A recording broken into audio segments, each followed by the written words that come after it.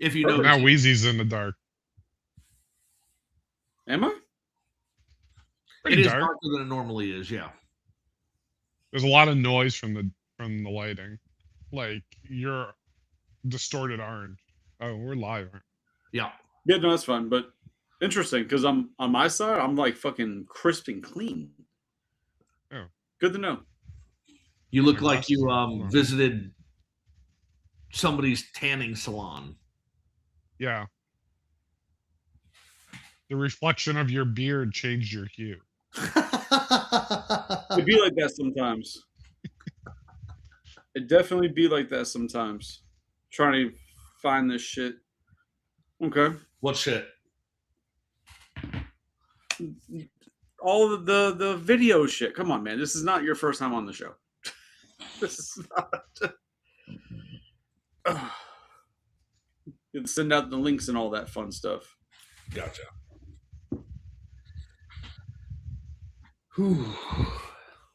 Huh. Interesting. I don't know why he's doing that, but okay. Fuck him. Yeah, weird. Because the same thing I had set up for drinks and toys, and there was no issue then. Oh well. I said maybe I had the light too bright, but is it any better? I mean, it's not quite as orange now, yes. Before it was super orange, like Joe said. Now that you moved your hand from where it was, it got darker. A little bit darker. You moved your hand. Yeah, that was weird. Welcome. Cool. So let's do this.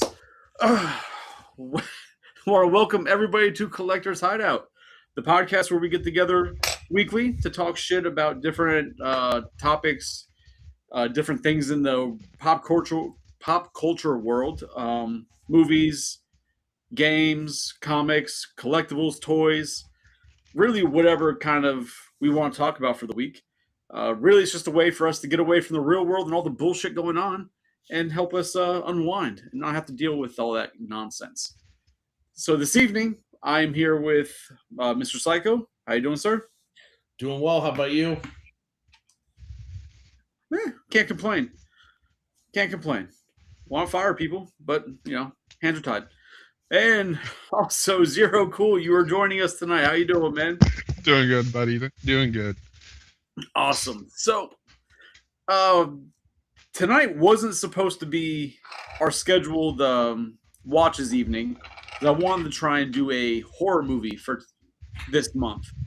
But Spider-Man Brand New Day came out.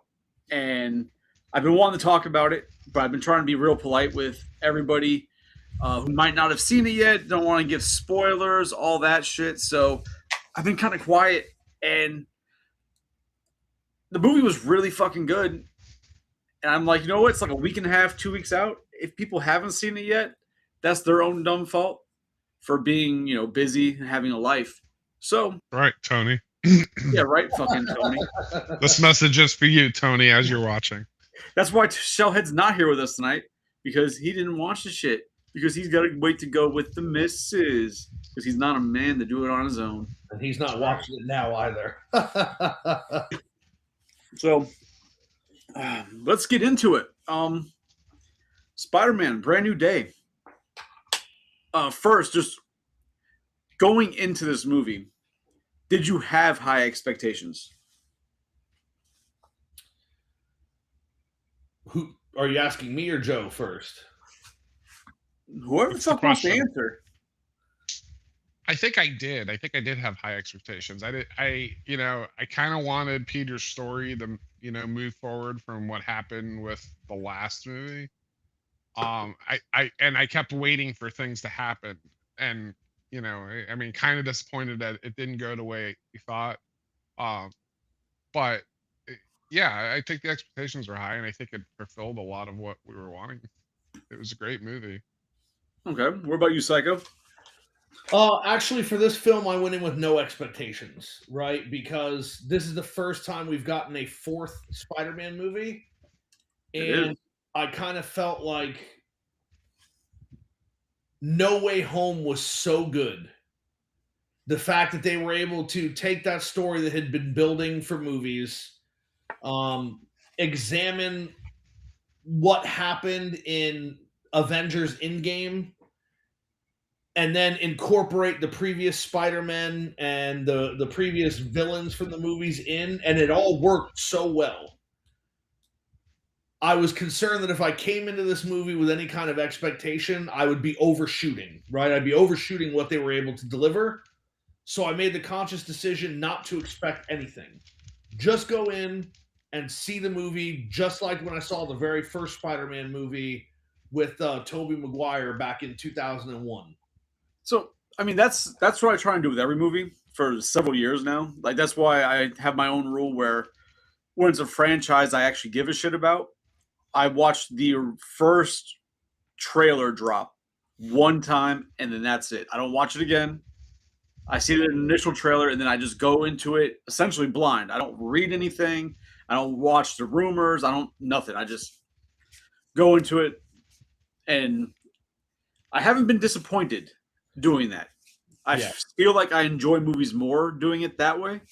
For like you said, because you're kind of going with zero expectations. You just going in because you know you're going to watch a Spider-Man movie in this case. And if you get Spider-Man in the movie, you kind of winning, right? I don't know that I approach movies like that. Normally, I watch all the trailers, and I'll watch them several times. The trailers don't ruin a movie for me.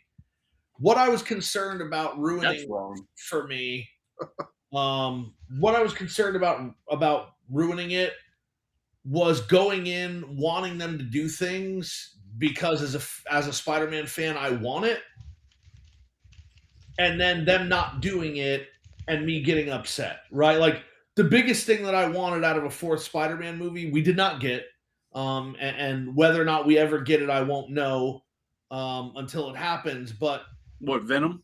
Exactly, right? Like during No Way Home, at the end of No Way Home, you see Tom Hardy's Venom, right, at a bar, and he's talking. He's like, so there's this, and there's a guy who flies around in a metal suit, and there's this, and then there's a guy with the powers of a spider, and he's like, I think I need to visit that guy with the powers of a spider, and then he gets blipped back to his own universe, right? But he leaves behind a piece of the Venom suit. Mm-hmm. Yeah, and but then they did. In Venom 3, the movie starts, and all of a sudden he was never in Tom Holland's universe where he left that piece. He was in his own universe, even though the guy looks differently, right? In the No Way Home universe, the bartender's hair is tied up into a bun. He's shaven. He looks clean. And in the Venom Last Dance movie, the guy's hair is no longer in the bun. It's hanging down. It looks like he hasn't shaven. He looks super tired. But then it shows you the piece of Venom on the counter. And then the guy's like, what's this? And he puts the cup over it. And then they call in the scientists who come and pick it up. And they tried to retcon it so that they weren't forced to do that in the movie. And it just, as a Spider-Man fan, I want the black suit. So before we get into the movie, I think with that, and I could be completely off base, but I think it kind of goes where they're moving towards, right? Hey, what's going on, Gustavo? I think Marvel wants to tell the story of Venom, and I think they're going to do it via Secret Wars. It'd be great if they did. Right, and if that's the way they're going, having Venom in an island somewhere sitting there wouldn't work for the story they're trying to tell for it. And that's probably why when they got like, oh, you know what, we can use it doing more. Yeah, that's not where we're going. We're going with this story instead. So they had to retcon it. And I got a different take on that. I feel like Sony's blocking the inclusiveness of Venom in an MCU movie. I think Marvel's jab is to give us a little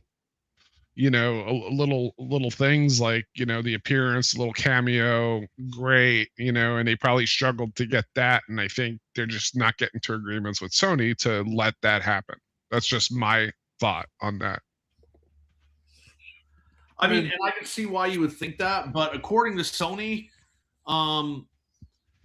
Sony doesn't care. Like they've already acknowledged that their extended universe movies are not working, which is why they've been having internal discussion about selling Spider-Man back to Marvel for $10 billion.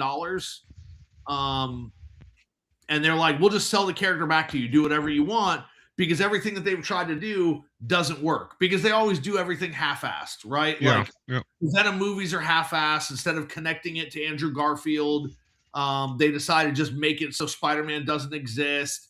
The Craven movie, he gets his powers from a drop of lion's blood entering his blood system. The Morbius movie, Chris didn't hate it, but what I saw of it was absolutely terrible, so I didn't bother watching the whole thing. I don't know. All I went into that movie with, because I didn't know shit about Morbius, all I knew is that it was like a vampire who's part of the MCU, right? Or not the MCU, but Marvel. So I went into that expecting a vampire-esque movie, and I got a vampire-esque movie. You know, so I'm like, I wasn't mad at it. Like, were you expecting Blade? Because it's the only. Okay. No, because I mean, in my going into it, I figured in the comics they must go against each other. But I also know in Blade, he also goes against Dracula, right? Yeah. So I was like, all right, maybe Morbius isn't a Blade character because he does go against Dracula. So like that'd be kind of weird to have two vampire. All right, maybe not. But so I wasn't mad at it. I mean, and again, like I would love for the symbiote suit to show up in Secret Wars. I just don't know how they're going to do that, because according to Marvel, the Spider-Man that they're going to be using for Doomsday and Secret Wars is Tobey Maguire's Spider-Man. They're not going to be using Tom Holland. That's what they've said, right? When they've listed the characters that are going to be appearing in the movie, they've said Spider-Man was going to be there, but that it would be Tobey Maguire's Spider-Man, an older and more experienced Spider-Man. And so if that's what they're really going to do, I don't need to see Tobey Maguire get the frickin' Venom costume again. I don't need it. Yeah. So I've read some theories on that, and that will come towards the end of our discussion for this movie, because I think it ties at the end where that's going. So this one, so Brand New Day. I really enjoyed it. The one thing that I was really worried about this movie was the same thing I was worried about with Guardians 3. Because in Guardians 3, I feared that the entire movie was going to be revolving around making this Gamora love me. The way the Gamora I lost loved me. And I feared that this Spider-Man movie was going to be like force-fed. Oh, I got to make MJ love me again. I got to make her remember me, whatever.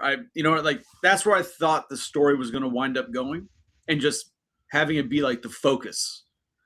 And it wasn't. So it's there. It can't be ignored. But it wasn't the focus. And I appreciate that, because if that was the focus, I feel like it would have ruined the whole thing. Because it is the first Spider-Man all over again.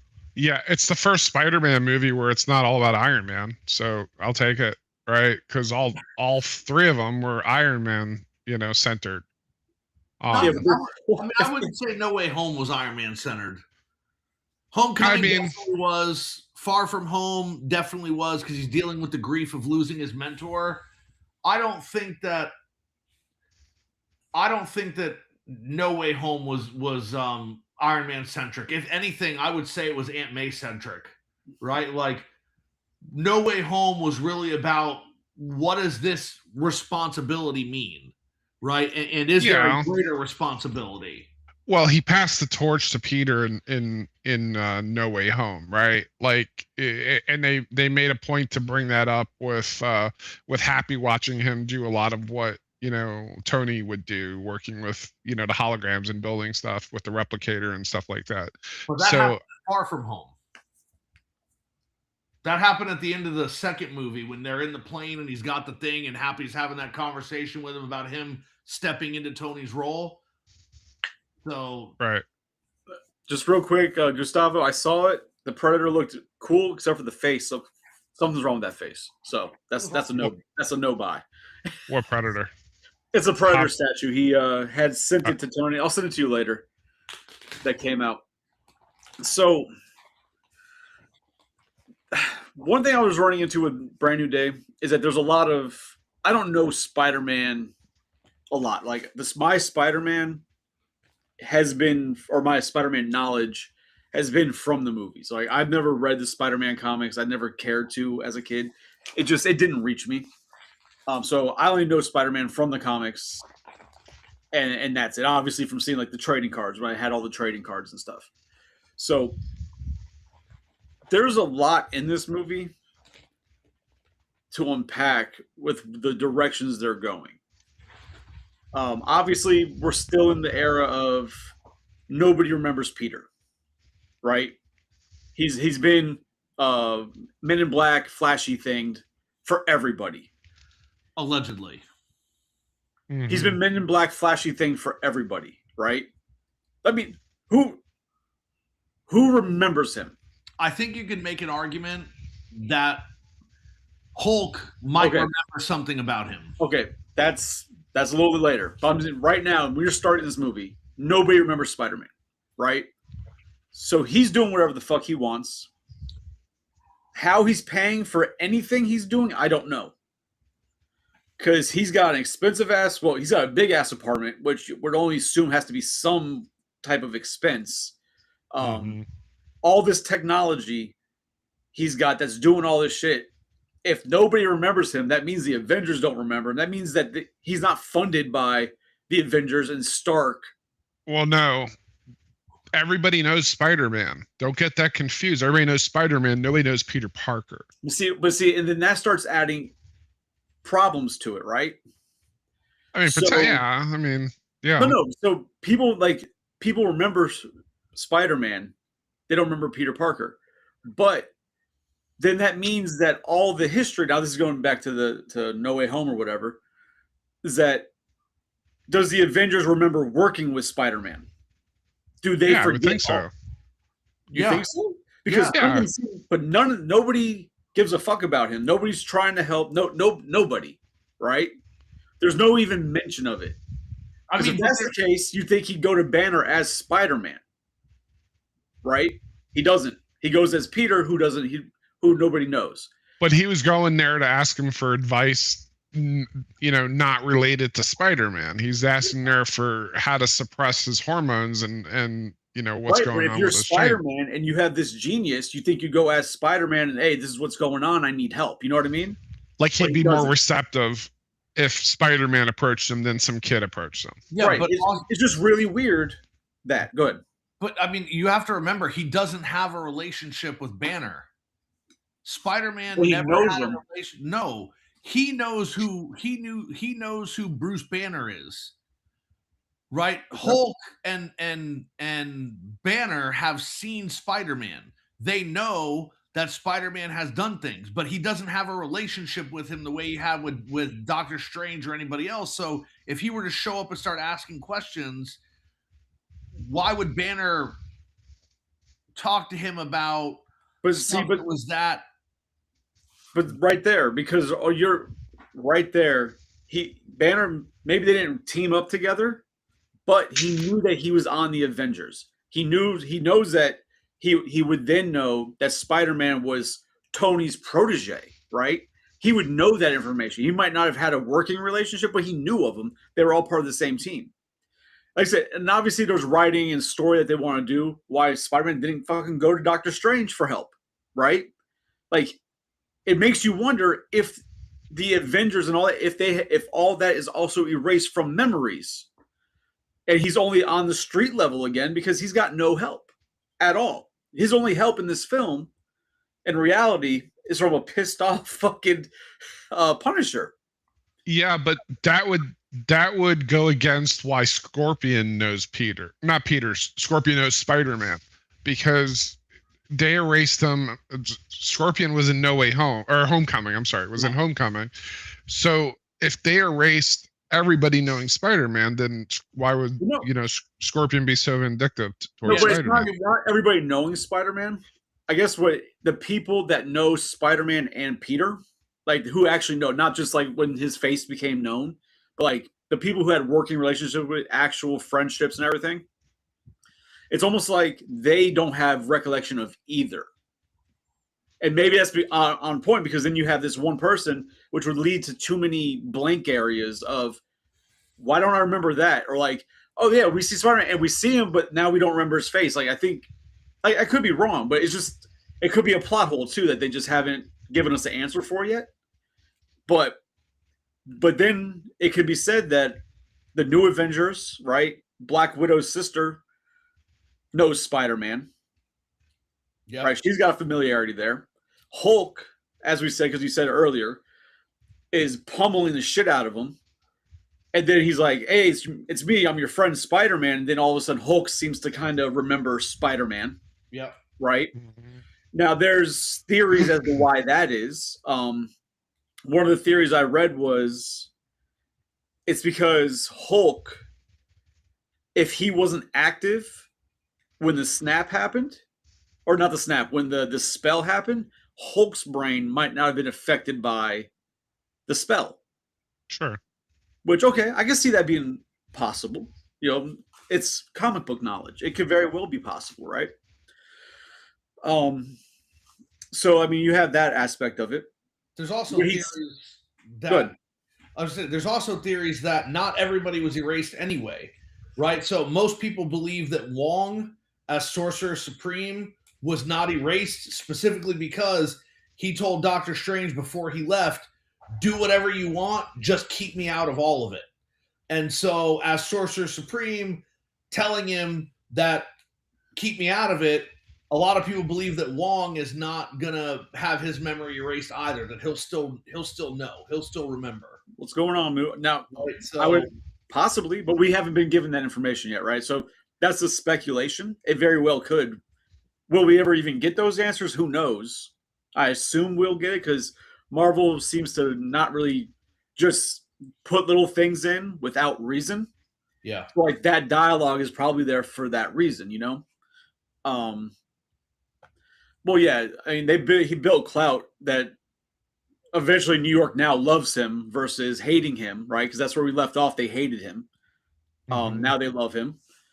But it's one of those things that is just kind of weird when I guess we start thinking too much about it and trying to figure it out, because it's like when you have this kind of high level stuff going on, potentially a being possessing people, you'd think that would get the attention of any of the team that Spider-Man would know from the Avengers side outside of just Black Widow's sister. It's just like, it's kind of weird. At least to me. I didn't watch the Black Widow movie. I feel like I didn't watch it because you didn't miss anything. Well, I missed who Black Widow was in this movie, right? I didn't know it was her sister until I had to actually Google, like, who the heck is this person? Because I knew, Natasha dies, right, sacrificing herself for the Soul Stone, great. But I'm like, who's this person? And everybody seemed to know. Like Ned's like, oh, he's talking to Black Widow. I'm like, what? That's her name now? And then I had because so Black Widow, like Black Panther, is essentially a title, a position, right? So yeah. But she's in Thunderbolts. I haven't seen Thunderbolts. It just did not appeal to me. But same. She's part of the new Avengers. It was a good movie. You guys should both give it a watch. It's not great, but it was actually good. It was very enjoyable. The way that they presented the characters were good, and there are some really strong emotional beats in that movie. And the movie doesn't get the credit that it should because of how many duds came out leading up to it. I would say definitely give it a watch. I also just want to point out, and again, not to beat a dead horse, but according to Marvel themselves, Doctor Strange's spell does not make people forget Spider-Man. It only makes people forget Peter Parker ever existed. That's perfectly fine. Like I said, it's just weird, right? It makes me wonder if because they work so close with him and they're intertwined so much, they have to forget both type of thing. But that's perfectly fine because at the same time, MJ was in love with the kid and she realized... Did she realize that? No, she didn't. She did not. Yeah. Hold on. So here we go. All right. She tells him that she doesn't remember any of that, and it's his fault. And no, not that. Something that happened, and I was like, "That's right." It was a different twist. Yeah. So, okay. Now, I want to try and go in kind of an order of this versus like bounce around through all the whole movie. So, We know where obviously the movie went, and I think a lot of people had it spoiled for them as to who the villain of this movie was. Was it spoiled for you at all, Psycho? I mean, I had heard rumors, but I don't. Even having heard the rumor that ended up being correct, I don't think that it ruined it for me. Right? Okay. Yeah. It's like, So I had heard some video of an influencer or whatever, or a musician. I don't know the fuck he was. Some guy went on in an interview and they're like, "Oh, who's your favorite character in the movie?" And he's like, "Oh, Jean, something, something. She's a great villain." And then the internet blew up. Oh, that's confirmation. It's Jean Grey. Jean Grey's in the movie, and Sadie's playing Jean Grey. And I was like, "What the fuck?" Like, I don't want Jean Grey as a villain, right? She's obviously in the X-Men story. She becomes a villain. The Phoenix, like Oh. the Dark Phoenix. Like, okay, but I don't want that story with Spider-Man. That's weird, right? yeah. To have villain Jean Grey. So in this movie, when it started, I was like hoping that it was a bullshit, leak or spoiler that it wasn't real. So they started showing it with whatever this being is jumping person to person, Yeah. like a spirit or just like some type of demonic, whatever, just taking over people's bodies, possessing and running, jumping person to person. Which I was like, okay, cool. That ain't Jean. I'm in. But I don't know any Spider-Man character who does that, villain or anything. Yeah. So I wasn't sure where this was going at all. I just assumed it had to be, where's her name? Sadie, right? The chick from Stranger Things? Yes. Max. I'll just call her Max, because fuck it, Max. Like, I figured if she was going to be the villain. I'm like, but she must not be Jean Grey. I just don't know who she's going to portray. But it was really the way they did it with the whole jumping. I thought was Throws really you off. Well, It throws you off a little because you don't think it's Jean. right. But I liked how they did it though, and it's acting, but the way the people portrayed getting possessed, Yeah. being unpossessed, and just watching like as it went around, and Spider-Man realizing something was fucking going on in the first initial interaction at the prison, or not the prison. That I thought was really well done. I really enjoyed that whole scene. Was it they're breaking out Scorpion, right? Trying to break out Scorpion, which was weird. Yeah. I think they're building up Jean Grey's character, and possibly for Dr. Xavier to come find her in this world or this dimension to bring her to school, right? I don't know. I think she was already heading there, to be honest. Yeah, At the end of yeah. the film, she was heading upstate on a bus, and that's where Xavier's school's always traditionally been depicted, upstate New York, and she was clearly heading up there. Yeah. The leaves were changing and everything else, and like as soon as I saw it, I'm like, that's where she's going. I think that's kind of what it was about. And So I think It'd be interesting. So is Professor X in this universe, and then this breaks him out into this universe? we don't know. And I mean, I think that's what's interesting about this. Professor X's first two students were Jean Grey and Cyclops. Yeah. Right. And Jean he found because she was traumatized and her powers were manifesting and she couldn't control them, and she wasn't killing people or anything, but people were experiencing like terrible things, and it was just really bad. And he hears about it and he shows up, and when he shows up, kind of what leads to the Dark Phoenix way down the road in the comics is that to kind of get her under control so she can learn to control her powers, he places all these psychic blocks in her mind so she can't access all this crazy power she has. And when she's inhabited by the Phoenix Force, it breaks those walls down. Yeah. And Like Jericho. and she just kind of explodes with power, and that power corrupts her. So it's going to be interesting how they handle this, because we saw at the end when her sister's like, "You're more powerful than any of us." And one day she's like, "You think we could stop everybody at once?" And she's like, "If we were strong enough." And then you see Jean actually do that. Oh, and so we know that she's super strong. So just because you brought up that part, even though it's a pretty far jump into the future of them or along the story, I can't be the only person who kind of wanted the sister to be 11, right? Am I the only one who kind of just wanted that Easter egg of the sister being 11?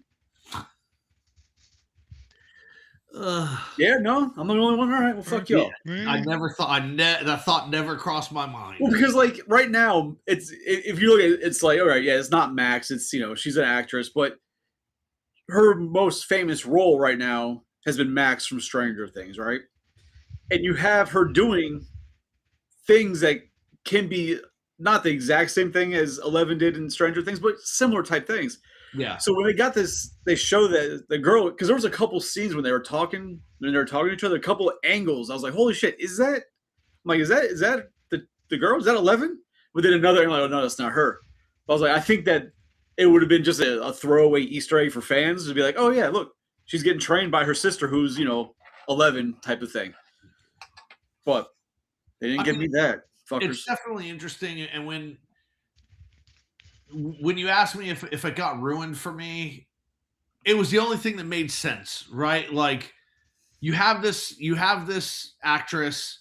We knew that they had cast her as soon as the first rumor came out that they were going to introduce mutants in the Spider-Man movie. My first assumption was, okay, well, Sadie Sink is going to play Jean Grey, right? Like, what else is she going to play? Then when the first trailer shows people controlling other people, it's like, okay, well, so you have a redhead, right? And now somebody's controlling people. Like, who is that going to be? Because you're not going to cast an actor like Sadie Sink in a role that doesn't matter, right? Like, you're going to cast them to play a big role, and in that case, it has to be a big character.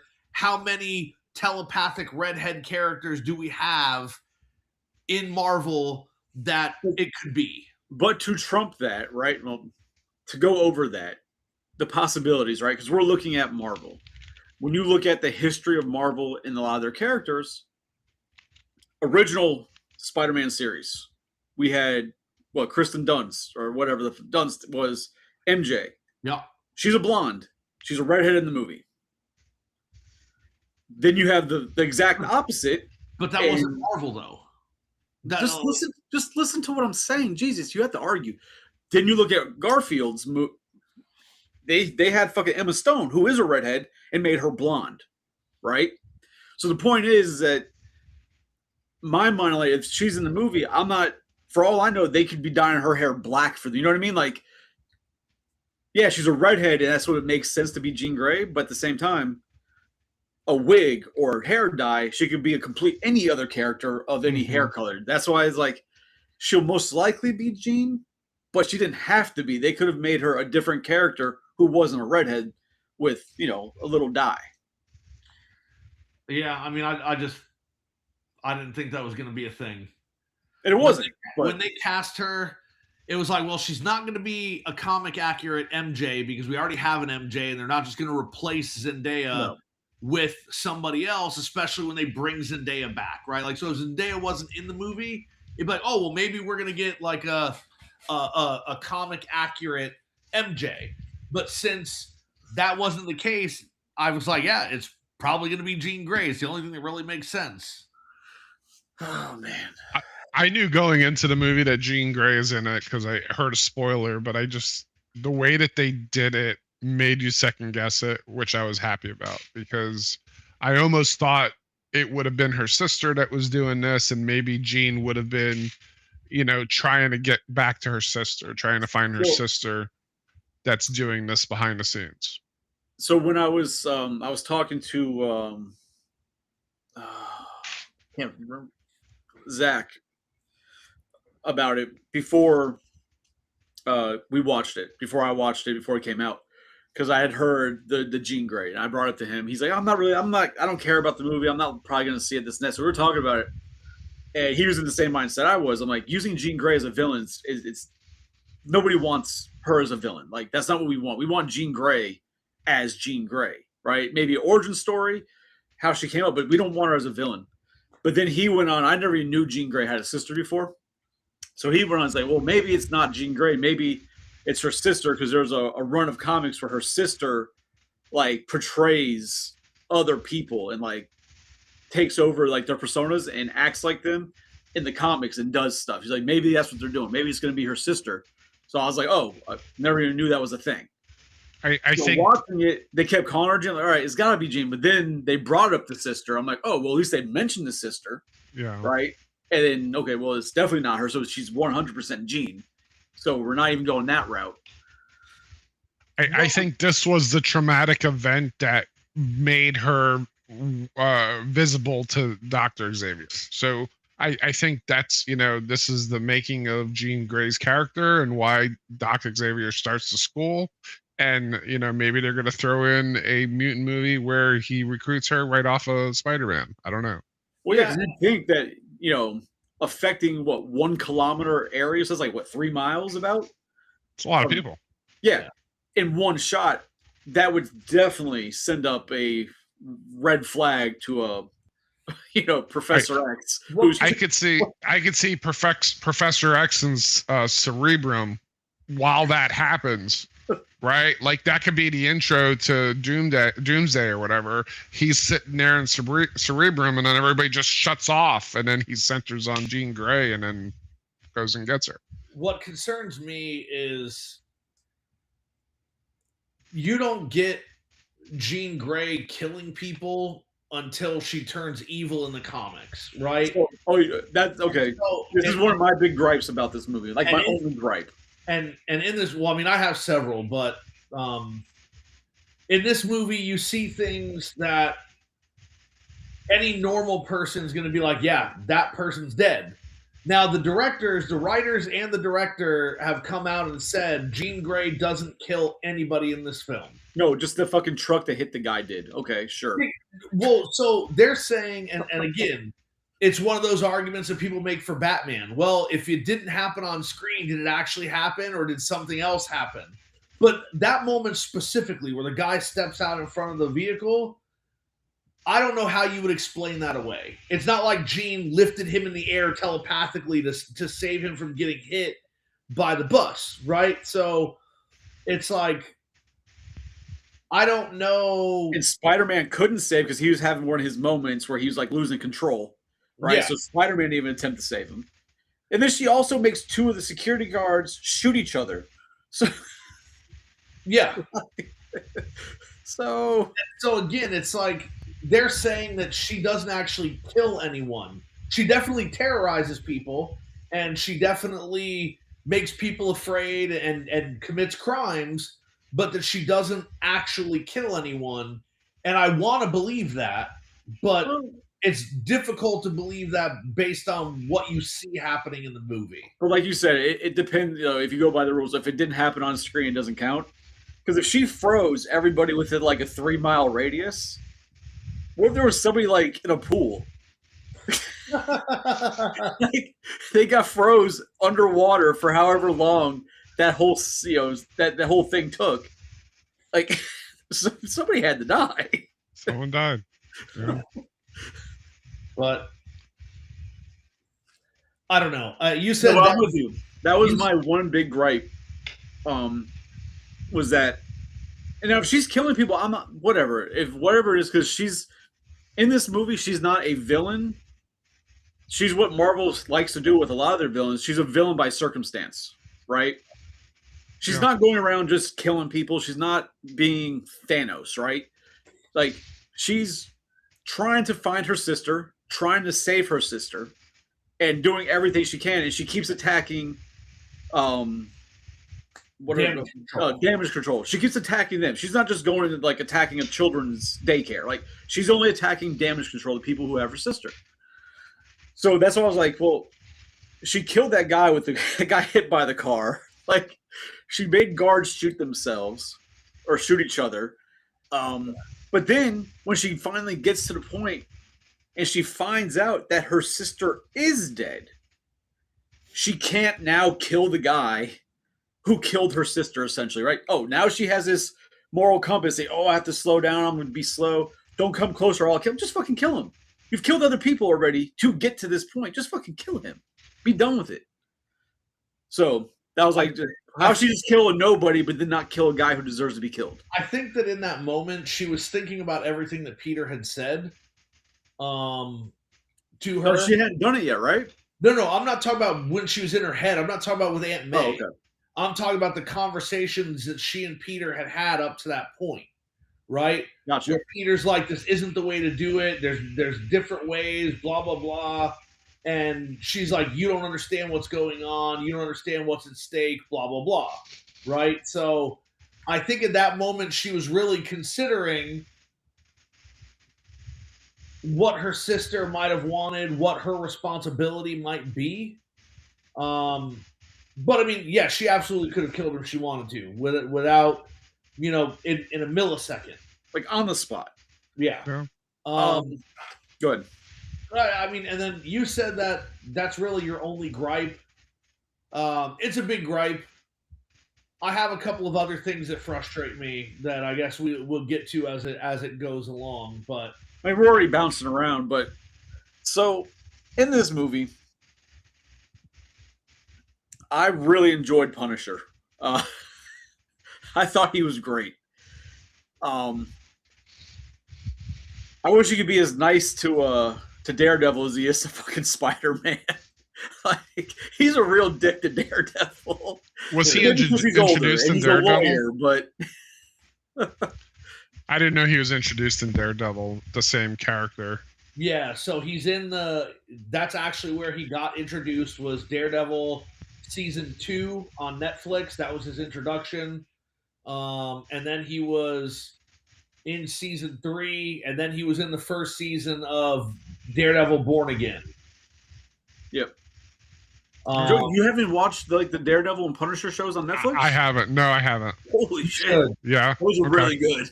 Yeah, yeah. I really like this Frank Castle and this Punisher, so I think I will watch them. Yeah, but even the Daredevil show was really good. I haven't seen the new one, but the original ones were really good.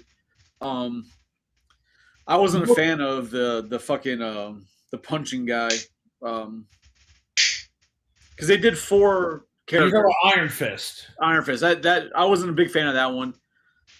Jessica Jones, I didn't mind it. Luke Cage, I enjoyed, and then the Daredevil was really good. The Defenders, they all came together, was pretty damn good, and then the Punisher was really good.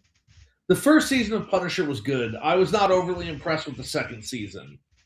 I felt like they made it just because they needed to make something, and it didn't have the emotional impact of the first season. I don't remember if I saw the second season. That with all of the last seasons of every show they did. So like season 1 of Jessica Jones was fantastic, right? Season 2 was also very good. Season 3 was terrible. Daredevil was got really season 3 all the way through. Like all 3 seasons of Daredevil were great. Luke Cage season 1 I thought was really slow, and then season 2 I just didn't think was very good. I never watched season 2 of Iron Fist, and season 1 was good, but they just didn't give the character enough to do, right? So it's like they showcased the wrong parts of the character, in my opinion. They made him kind of whiny because they didn't want him to be the same as Daredevil. So they were trying to make him different. They tried to make him younger. They tried to make him more naive. But yeah, Joe, I would absolutely recommend, like Chris said, go back and watch at least the 3 seasons of Daredevil. Yeah. Watch the seasons of Punisher. And then if you haven't seen Daredevil Born Again, watch those. Because it's essentially a direct continuation. But I mean, that brings me to one of my biggest gripes. I don't understand how you have a Spider-Man movie that's street level.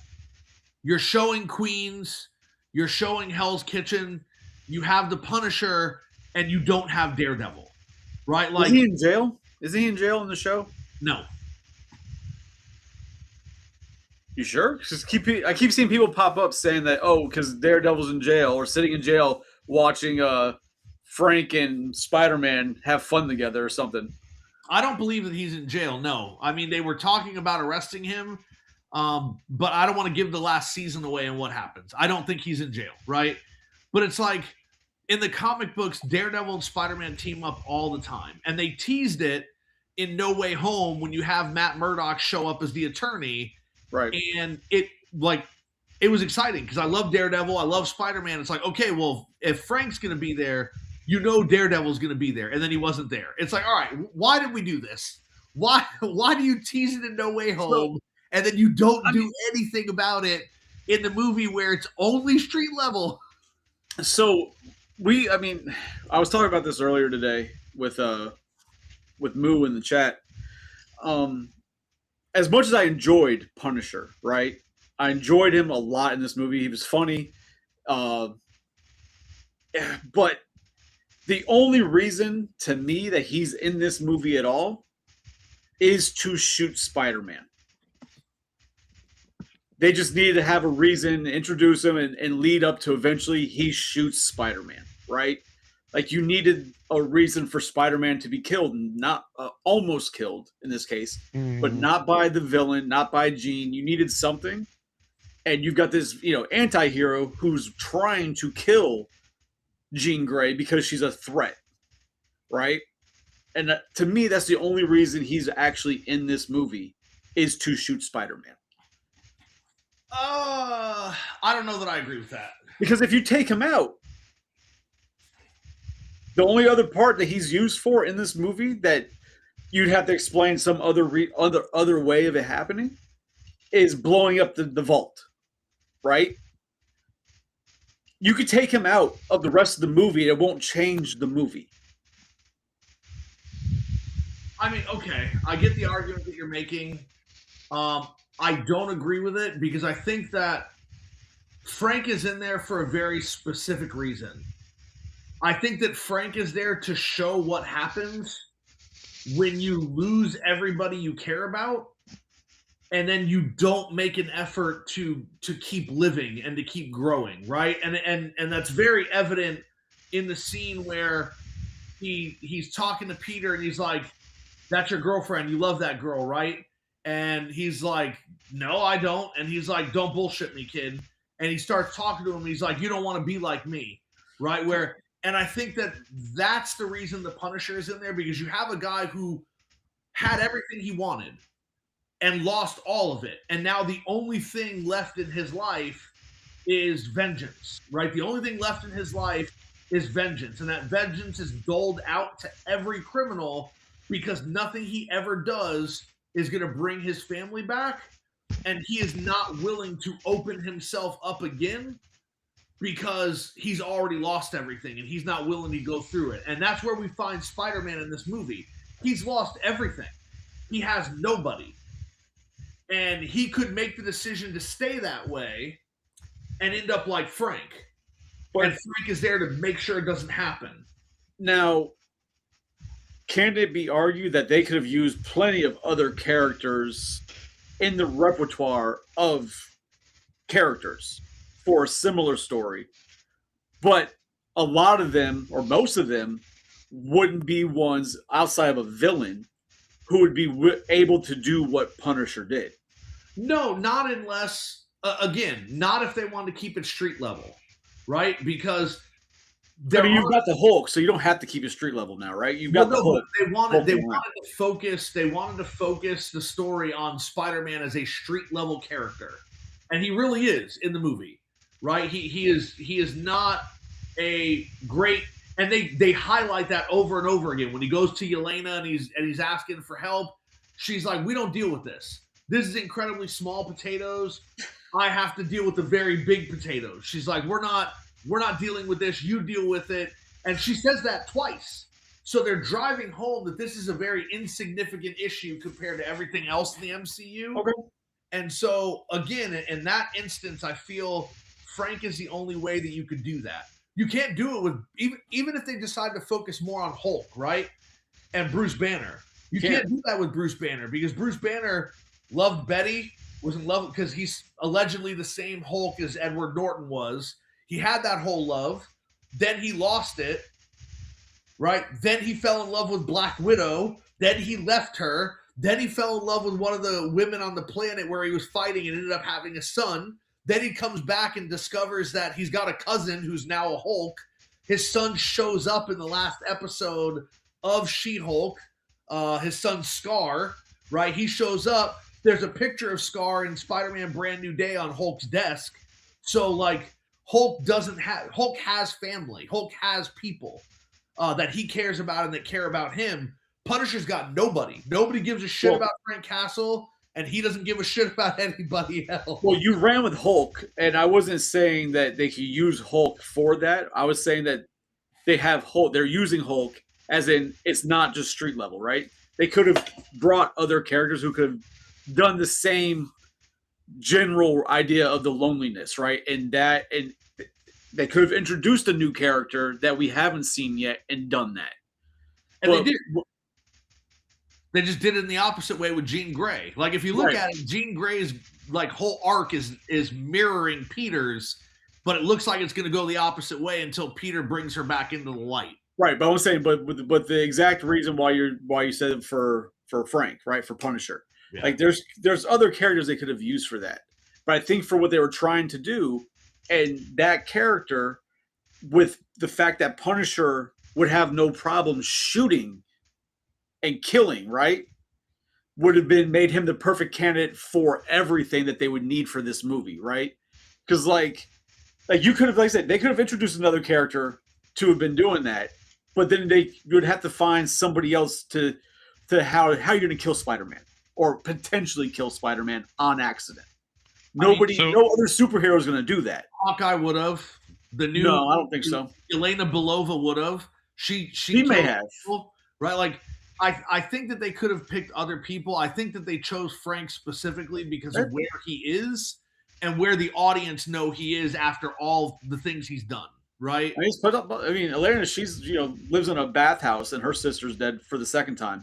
So. Especially since it shows Frank at the end of, and I guess you guys didn't see this, but before Brand New Day, they had the one last kill, the Punisher. Yeah, I didn't see that. Kill, yeah, right. Like you see at the end of that why Frank is fighting in that short, and it's because somebody kind of reached him, and I don't want to give anything away because I want both of you guys to see it, but like something kind of breaks through that a little bit, and I think that that's kind of they wanted the audience to pick back up on after seeing that in One Last Kill, that this is where Frank is now, because we see an entire growth in Frank at the end of this film. And while there's no definitive answer that he's going to continue kind of moving and thinking the same way that he did at the end of the film, it's also he probably could, right? Like we might see a different side of Frank that came from this movie, and for it to still be like that.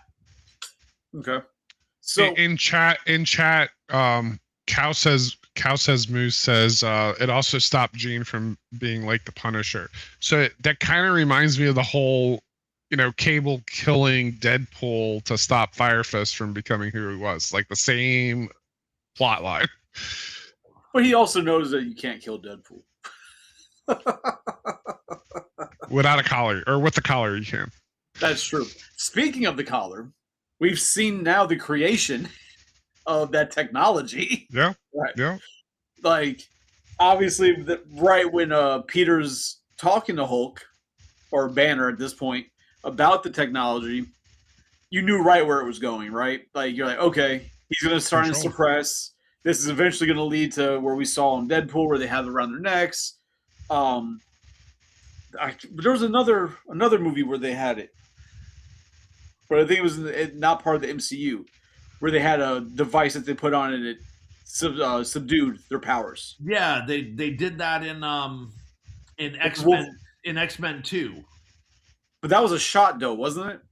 No, in X3 it was a shot, but okay. in X2 we find out that Stryker's son had that. Angel. Yeah, they went into his brain and they took something out of his brain, but then they hooked him up to a thing so he could only use the power they wanted him to use. So now we have Spider-Man has created this thing, right? And you can only assume that while it was on Jean at Damage Control, they studied the shit out of it to see what he had done, right? Yeah. And obviously, as we also found out, Damage Control put their measures together to prepare to fight Spider-Man, right? they found out all his weaknesses at the time with his technology and all that. Yeah. So we've now gotten that's now a thing in this world, is that we can now subdue powers and turn people, or those with abilities, to normal people, or just mute them a little bit, because Spider-Man didn't lose his powers, he just had it muted so he can not rage out and turn into an 8-legged creature, which I feel like they should have just fucking hinted at that and made him fucking grow 2 more sets of arms. Yeah, I don't. And then I guess that brings up another thing. I did not like the way they handled this evolution in Spider-Man. I didn't think that it was thought out very well. I didn't think that it was deployed effectively. There's no explanation for why it triggered other than he's under stress, right? And we get that from Keith David narrating the Spider video, where in moments of stress, a spider might be able to tap into other powers. But what are these new powers, right? His eyes go black? Like, that's okay, cool. His eyes go black, and apparently he can see things more. He can slow things down more with his spider sense. But is it available all the time now, right? Like, because it was going, and then he turned it off. So now, can he turn it on and off?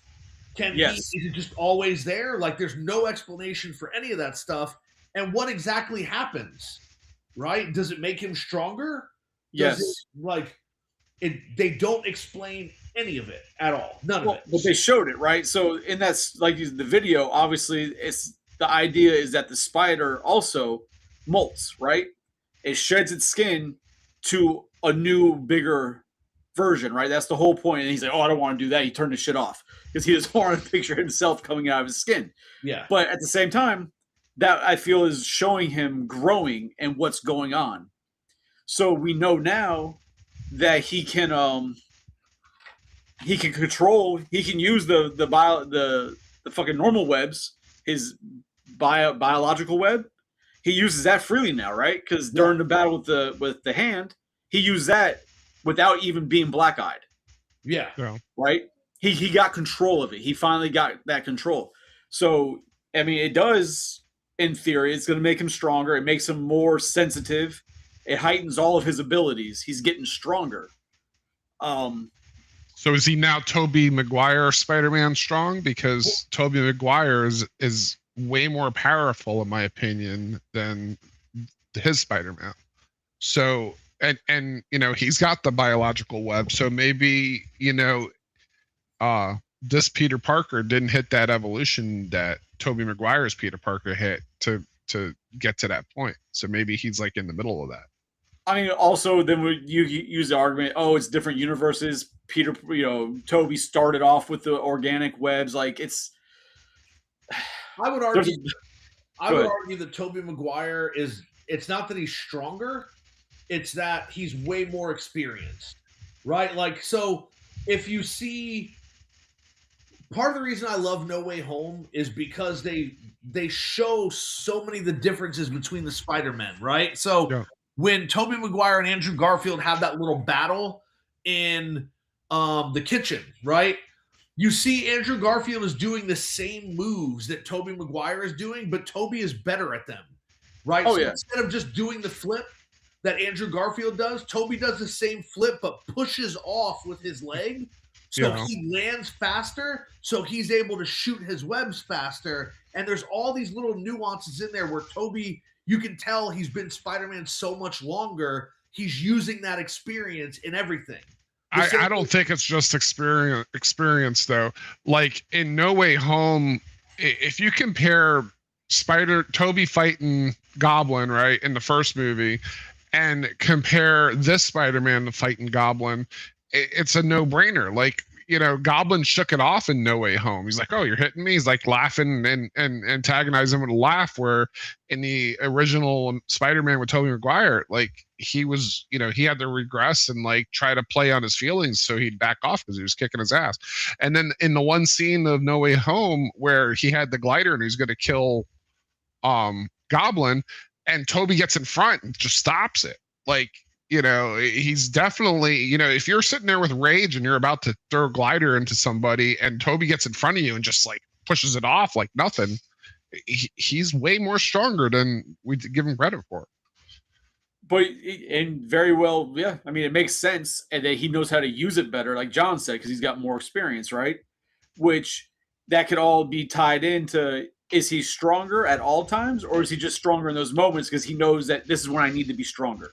So I access what we see Peter now, or Tom Holland's Spider-Man starting to learn, right?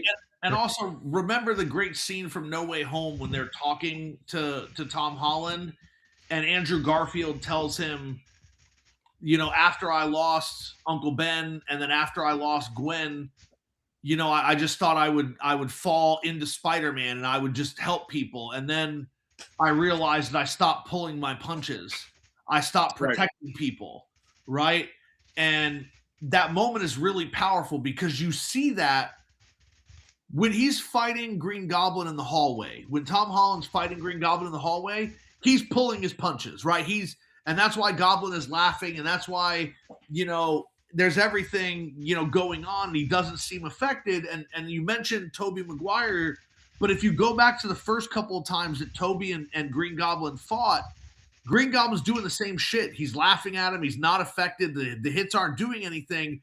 It's not until their final fight when Goblin almost kills MJ. He had already almost killed Aunt May. Then he told Peter, he's like, hey, once I'm done with you, I'm going back, and MJ and I are going to have a hell of a time, right? And then at that point, Tobey Maguire's not pulling his punches. Like, he's fighting, and he's trying to end it. And then he's saved essentially because his thinking kicks in, and once that happens, he starts pulling back. That's when Goblin tries to kill him with the glider, and he gets out of the way. We see that same thing happening in No Way Home. Tom Holland's Spider-Man is pulling his punches. He doesn't want to hurt Green Goblin, but then Goblin kills Aunt May, right? No. And the next time they fight, Tom Holland's beating the shit out of him. Like, he hits him once in the face, and Goblin's like down on his knees. He fell. He's struggling to get up. And so I think it's perspective, right? All these things answer that question. So I want to touch back on part of the movie that I think it was one of the first parts of the movie where the audience was all shocked, at least in my viewing. Because, like, the audience was quiet. But, so we see this scene where Spider-Man's chasing the unknown entity, jumping between people. Yeah. Finds out it can only go 33 feet. Right? Finds it out. Cool. Ties it up in the middle of the fucking, what is it, like cranes. Yeah, construction zone, yeah. That way there's nobody within 33 feet. You can't get away. Then he goes to protect MJ. Man, that scene, after he protects MJ, they go swinging through the New York. They get to that rooftop.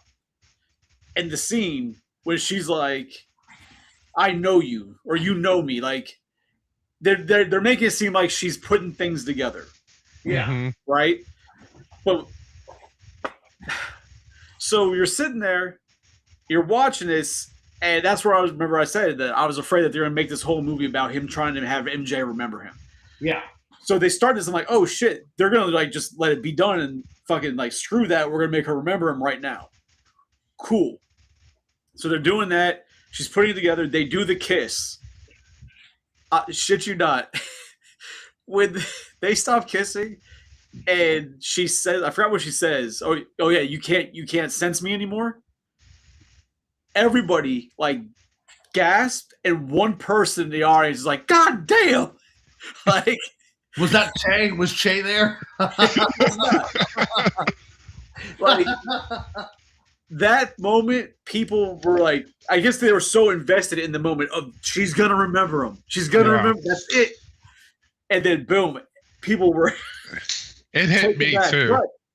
But now that scene right there makes me, because I had started mentioning earlier, but I wanted to hold off on it. where I was saying how the spell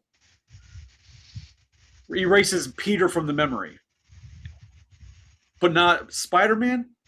But MJ would then remember all the times that she's dealt with Spider-Man, all the times like Sadie said it, or Jean said to her, "You saved me here, you saved me there, you're always there to save us."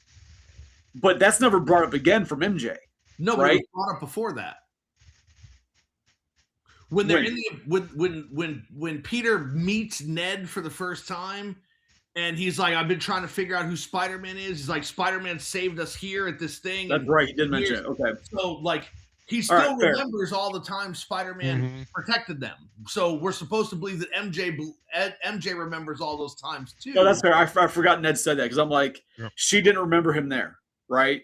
Yeah. Like at all that Spider-Man had any effect on it. But that's right.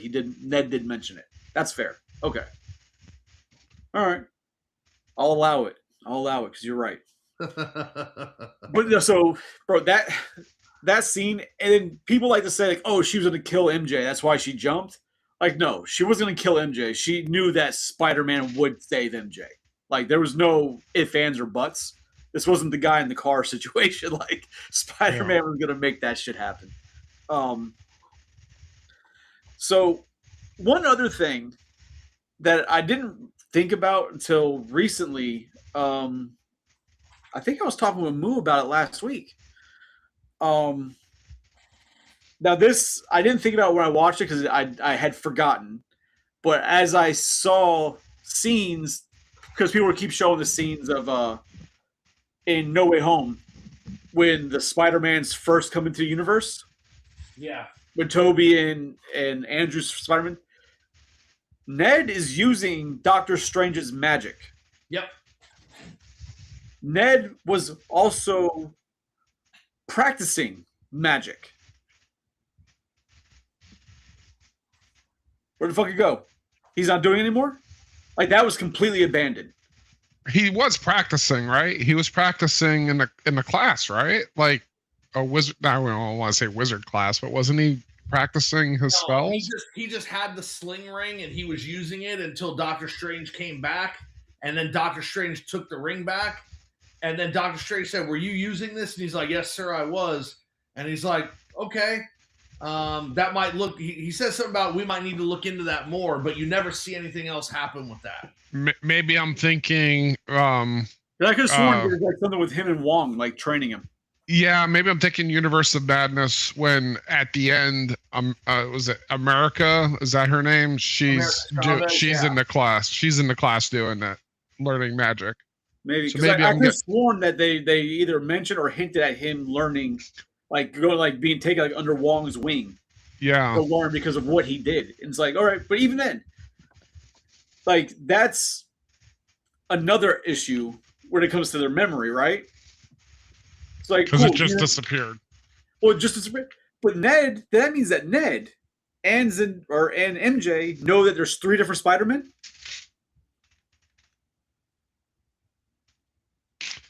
Yeah, I see your point.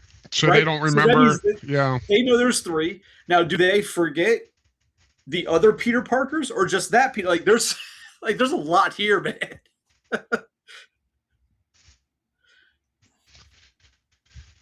I need answers, goddammit. I don't know. I don't know. I mean, I don't remember ever seeing Ned practicing with Wong.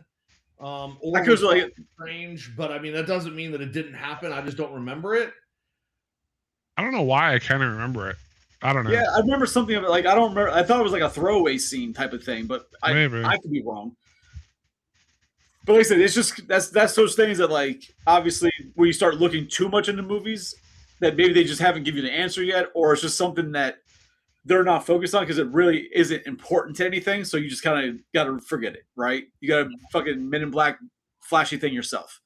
Yeah. To forget those things. Because right now that means MJ and Ned know that there's 3 different Spider-Man. But. Yeah. And they didn't even bring it up. They didn't talk about it. Yeah. Like which Spider-Man are you? Are you this one? Or are you that? Like which? Like something like that. Yeah. Something like that. In the college scene when he went to go talk to Banner, and the kid's like, "Hey, why didn't Thanos just snap his fingers and make more food?" So is that an Easter egg for Sydney Moon? Because I'm hearing a lot of noise like that's Sydney Moon's appearance as Silk, or allegedly that's exactly why they put her there, so that it's kind of like an introduction to the character Silk. What they'll do with it, if they do anything, who knows?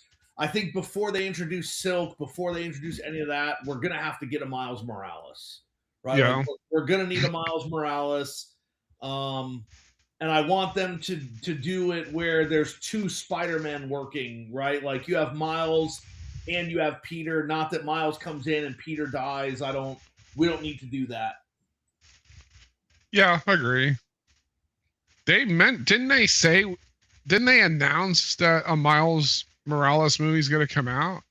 No, but they did say that they're thinking about Miles Morales, and allegedly, the internet wants a Miles Morales live action so goddamn bad that any black actor in this movie, people are like, "Oh, that's Miles." Like, people need to calm the fuck down, right? Allegedly, people are thinking that I think his name is Caleb. He's in Stranger Things as well. People are thinking he's going to be Miles Morales. So, but from this movie, right? Because like I said, people are digging. They want that so bad. I don't know the actor's name, but the one guy when Peter walks out from blowing himself up from the alleyway, he kind of sets off the web bombs on accident. Yeah. And then there's the guy walking down the street. There's a black guy, and he starts talking because it's Jean Grey in his body. Yeah. So people are like, "Oh, that's him. That could be it." Then the kid earlier in the movie, people saying that when the bus goes flying and Spider-Man saves the kid that was running or on like a scooter, pulls him off, like pats him on the head 3 times. Like, oh, that's the same thing that Tony did to Peter Parker when he was first in the movie as a child in one of the Iron Man movies. So that's going to be Miles Morales. Then people are also trying to say that the little kid that's on the shoulders of a dad when Spider-Man's in the hospital and looks at Spider-Man and does the flip, they're saying, "Oh, that's going to be Miles Morales." That's why, because he knows that like, y'all, people want this goddamn Miles Morales so bad that any ethnic actor in Spider-Man Brand New Day is apparently going to be Miles Morales. And I can understand why, because I like the Miles Morales character. I think that it's similar enough to the history of Spider-Man that it doesn't take a huge leap of faith, but it's different enough to justify having 2 Spider-Men in the same movie, right? And I think that it would fit in now because Tom Holland's Spider-Man no longer needs web shooters, right? So if you have Miles Morales, who has always used web shooters, like gaining power and then being trained by Spider-Man, he could pass that stuff to Miles, right? Like, it would fit. The question would just be, what kind of Miles do you bring in? Like, is he going to be, let's say, 20 years old? Is he going to be 15 years old? Like, what are we going to do? I mean, I think if anything, a late teen, right? I mean, you can get away with it because even though Tom Holland is older now, he still looks young 30, as hell. Yeah. But he still looks young as shit, right? Yeah. So you could probably get away with that. People, like I said, they think it's the little kid that was on the shoulders. If they're going to do Miles Morales, it's not going to be that little kid because they need somebody older. They're not going to have a child, right? Yeah.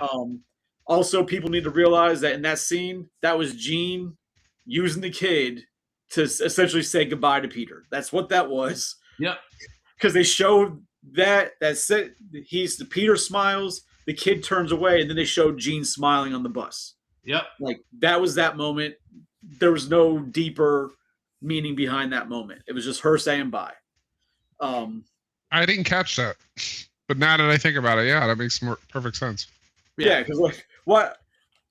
So when he comes out of the hospital, because we all want obviously Ned and MJ to remember Peter, right? So I was like, yo, they're going to come out of the hospital and New York's going to fucking remember him because maybe Jean's, got in her mind when she froze, 3 miles of the city and it broke the spell because she screwed up whatever. I'm like, watch, they're all going to fucking remember him. This is going to be awesome. And then I'm like, oh, there goes. And then it's like, oh, no, it's Punisher up in the window fucking dancing around like a maniac that everybody's looking at. I'm like, okay, fair. Wait. I do think that, sorry to cut you off, Joe. I do think no, you're good. They might have hinted at maybe MJ and Ned remember a little bit because Jean Grey was in their minds. Maybe she did go into their mind and see if she could kind of put things back together. Because she did say when she was in MJ's mind, she's like, yeah, they just cut whole sections of you out. Right? Like there's nothing about you at all. Like you're gone. Yeah, like she can't access anything about you at all. And so maybe she goes in and she can fix it. Maybe she brought it back. Who knows? I don't think that's it. Now, I know Jean in the history of Jean, she can give memories, she can make fake memories. She can do that stuff. But she doesn't have that ability that we're aware of yet, right? She just learned she could fucking do what she's doing. No. I think it's a failsafe set by Strange, right? So you have different aspects. You have Banner or Hulk who remembers something, right? And people can say, oh, because Hulk wasn't out when it happened, so Hulk's mind remembers. Cool. You could say Ned, because we have that moment. Peter goes up to Ned. Hey, how you doing? I'm so-and-so, Peter. They go to shake hands, and they start doing the handshake. Peter forces the handshake. But then Ned's muscle memory continues, right? So... And then he says at the end of it, he's like, Peter. Yeah. But you could argue that he heard MJ call Spider-Man Peter, right? Yeah. You could argue that he was just putting together that, you're Spider-Man. You could argue that. Yeah. But the look on his face when the muscle memory, it's almost like if he got rid of all the aspects of Peter, but he remembers, just essentially we could assume he remembers that there's 3 Spider-Men. He remembers that I used to hang out with Spider-Man all the time in the suit, right? I have a lot more memories that he just saved my life. Like I have a lot of memories, even essentially, seeing him in Peter's bedroom the first time wearing a suit, Ned wearing a suit, you know what I mean? Like, it's almost like the muscle memory hit, and then he started filling in the blanks. Well, remember, he wouldn't remember anything about Peter's bedroom because he wouldn't remember Peter. But he can but he can remember being in a bedroom with Spider-Man. He might not know he won't know it's Peter's bedroom. He was just in a bedroom, right? He just forgot everything about Peter. So if you sit there, if you think that they got rid of all Peter imagery. So, like I said earlier, what is it? They're sitting there talking to Spider-Man anytime he saved them or whatever, or they see him, and then he rips his mask off. Now all of a sudden their mind goes blank because they don't remember that, right? Yeah. So I wonder if those moments start getting filled.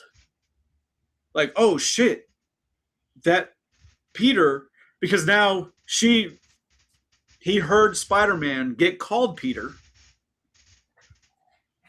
Now he starts putting it together that, oh shit, and now his memory starts coming back, which would also lead to thinking that scene on the roof with Zendaya possessed by Jean Grey, and Jean Grey specifically saying, oh, you thought the kiss of the prince or whatever was going to break the magic spell. Almost like that's going to foreshadow that's exactly what's going to fucking happen. That they're going to get to a point in the next movie or whatever, Zendaya starts feeling for him, whatever, and they do have a moment where they kiss, and then the memories will start coming back the same way. Like that muscle memory is the last trigger that bam hits. That unlocks it. I think that that's going to wind up being a safeguard that Strange had put in for this spell. I don't think so, but it'll be interesting if it happens. I mean, something's gonna give. I mean, if it is Jean, it's Jean, but it's the way it's going. It seems that there's more to it than just Jean turning on memories, because then Ned would have just remembered everything. But then you also have Zendaya, who's up on the roof now, right, holding her locket. Yeah. Like now she's starting to put things together too. It's taken longer, but things are slowly starting to come back, filling in those gaps because essentially, if anything, because he told him who he was. Yeah.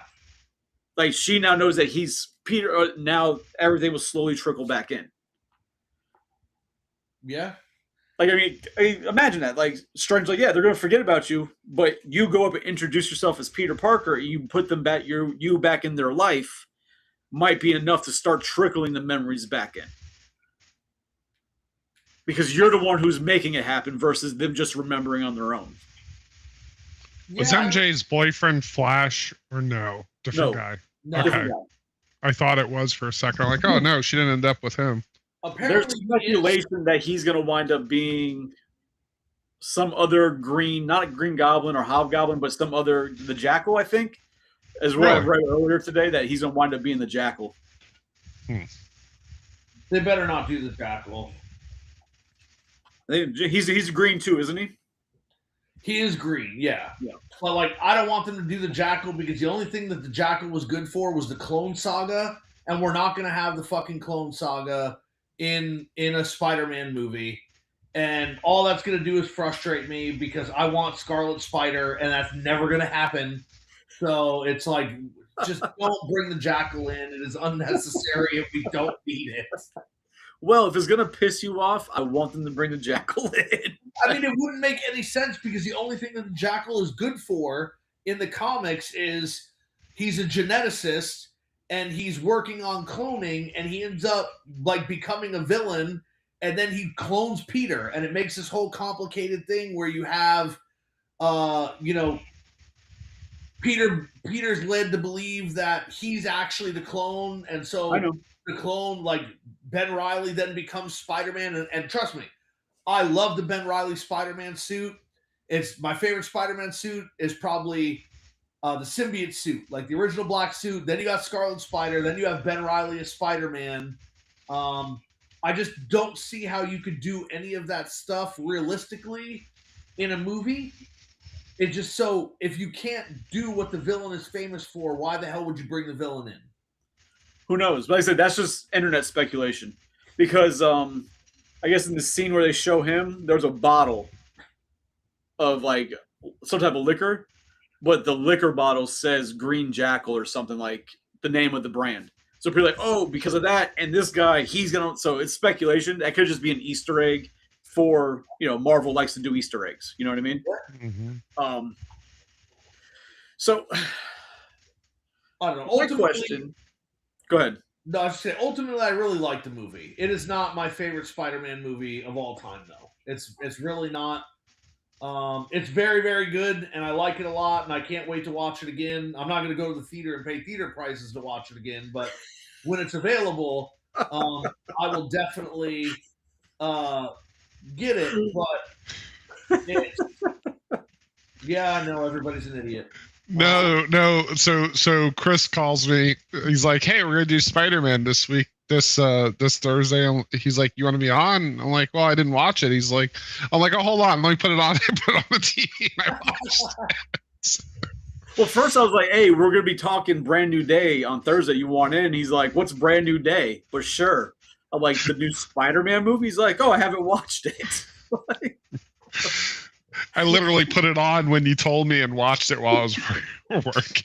So, for me, it's definitely Spider-Man 2 and No Way Home are right at the top. They're kind of neck and neck. And then after that, I would probably put this movie. I think, to be honest, and maybe it's just because it's more recent in my mind, but I think this is my favorite one so far. And the reason I feel that is because, like Joe said earlier, is that this is the first one where it's until obviously you get X-Men involved or potentially X-Men involved. Is that this is the first one where it's like really Spider-Man, right? Yeah. Versus having a lot of Tony Stark going through it, or having 3 other Spider-Men or 2 other Spider-Men. This is like really the kind of the first one where I felt was a little different than the others and kind of set itself apart versus what we've been getting. So I mean, I really did enjoy it. I do wonder, and this is now speculation. Unless there's anything else about this movie you guys want to touch base on? I mean, we didn't discuss the Hulk, but like there's something tangential to this movie that I want to talk about, but I don't know if you want me to do that now. Hold on, but like I said, we didn't really discuss the Hulk. Was there anything about the Hulk that you guys liked or didn't like the way they used him? They finally brought back the Hulk, right? Like we actually had a Hulk that was big as hell, and he still lost the battle. But again, that's a lot of people, and that's the issue. A lot of people underestimate what Spider-Man can do, when Spider-Man is actually one of the most powerful characters in Marvel. So, no, it's hard to hit something that knows you're about to hit them, right? Like, no. Hulk was about to kill him, but then they essentially had what we know as the Martha moment, right? Yeah. Like, oh shit, and then he lets himself fall. But no. So what I did like about the Hulk is, like you said, they actually brought back the Hulk and almost Savage Hulk. Like they brought back probably one of the biggest Hulk we've seen in a long time since the Incredible Hulk with Edward Norton. Yeah. I mean, you can't say that. I mean, would you say that in Avengers he was that big when he was like jumping around aliens and jumping through aliens? He was bigger in the Incredible Hulk, and he was bigger in Brand New Day. Okay, so I mean, when he's the same size as when he was flipping Loki around, though, wasn't he? He was in Brand New Day. He was bigger. Well, I mean, because this is the first time in the MCU where they've really shown that the more pissed off he gets, the bigger he gets. Exactly. Yeah. Which, if that's the case, that can also be showing for the potential Secret Wars when the Hulk, catches a mountain from falling on him, and everybody's like, "Oh, hit him with your powers to piss him off, so he doesn't allow us to get crushed and killed." So, all right. So I do wonder one thing, and I don't know where you were talking about, Psycho, where that's going, but we can go to that next. It has nothing to do with this movie, but it has to do with it, but not. I now wonder how or if they're even going to use Jean in Doomsday. No, they're not. They're not. Mm-hmm. So you got this powerful ass person that's not going to be part of this at all. No, because remember, the only X-Men they're using in Doomsday are the legacy. At least that we know about so far, because apparently there's some characters we haven't even been announced, but. Because they wouldn't have. I mean, technically, technically they wouldn't have announced her, right? If they're trying to keep her as a surprise for Spider-Man. So, technically, according to rumor, all these new characters are in play for Secret Wars. But for Doomsday is specifically going to show the Fox X-Men, the Legacy X-Men. They're going to show the Tobey Maguire Spider-Man. They're going to show all those characters from those universes converging. That's what Doomsday is supposed to be about. Okay. And then, so what did you want to touch on? There was one more part of this movie I wanted to touch on, and it's the after credit scene. So what I wanted to say about it is, really, when Jean left and was heading upstate, the only thing that I could think of is, I really want, and Marvel's not going to do this. I'm almost 100% sure they're not going to do this. I really want them to bring back Fassbender and McAvoy for Xavier and Magneto. They're still young enough to portray the characters properly, and I think that they played the characters so well. Having them be the Professor X and Magneto here full time and actually letting them be what the characters are supposed to be would be fantastic. So I'm fine with that. This just leads me to asking a question that annoys me. That I feel like they I feel like Loki. I could be absolutely wrong, but I feel like Loki was the first one to actually address it, or maybe not address it, but cause the issue.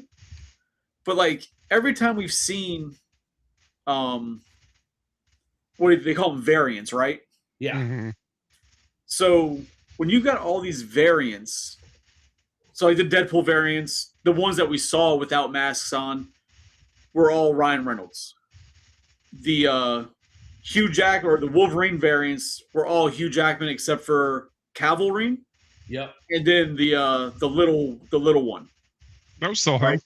That was still him? Hugh Jackman, yeah. All right, so Cavalry was the only non-Hugh Jackman variant. Yes.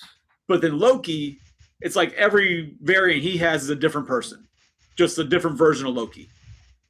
Yeah. Right.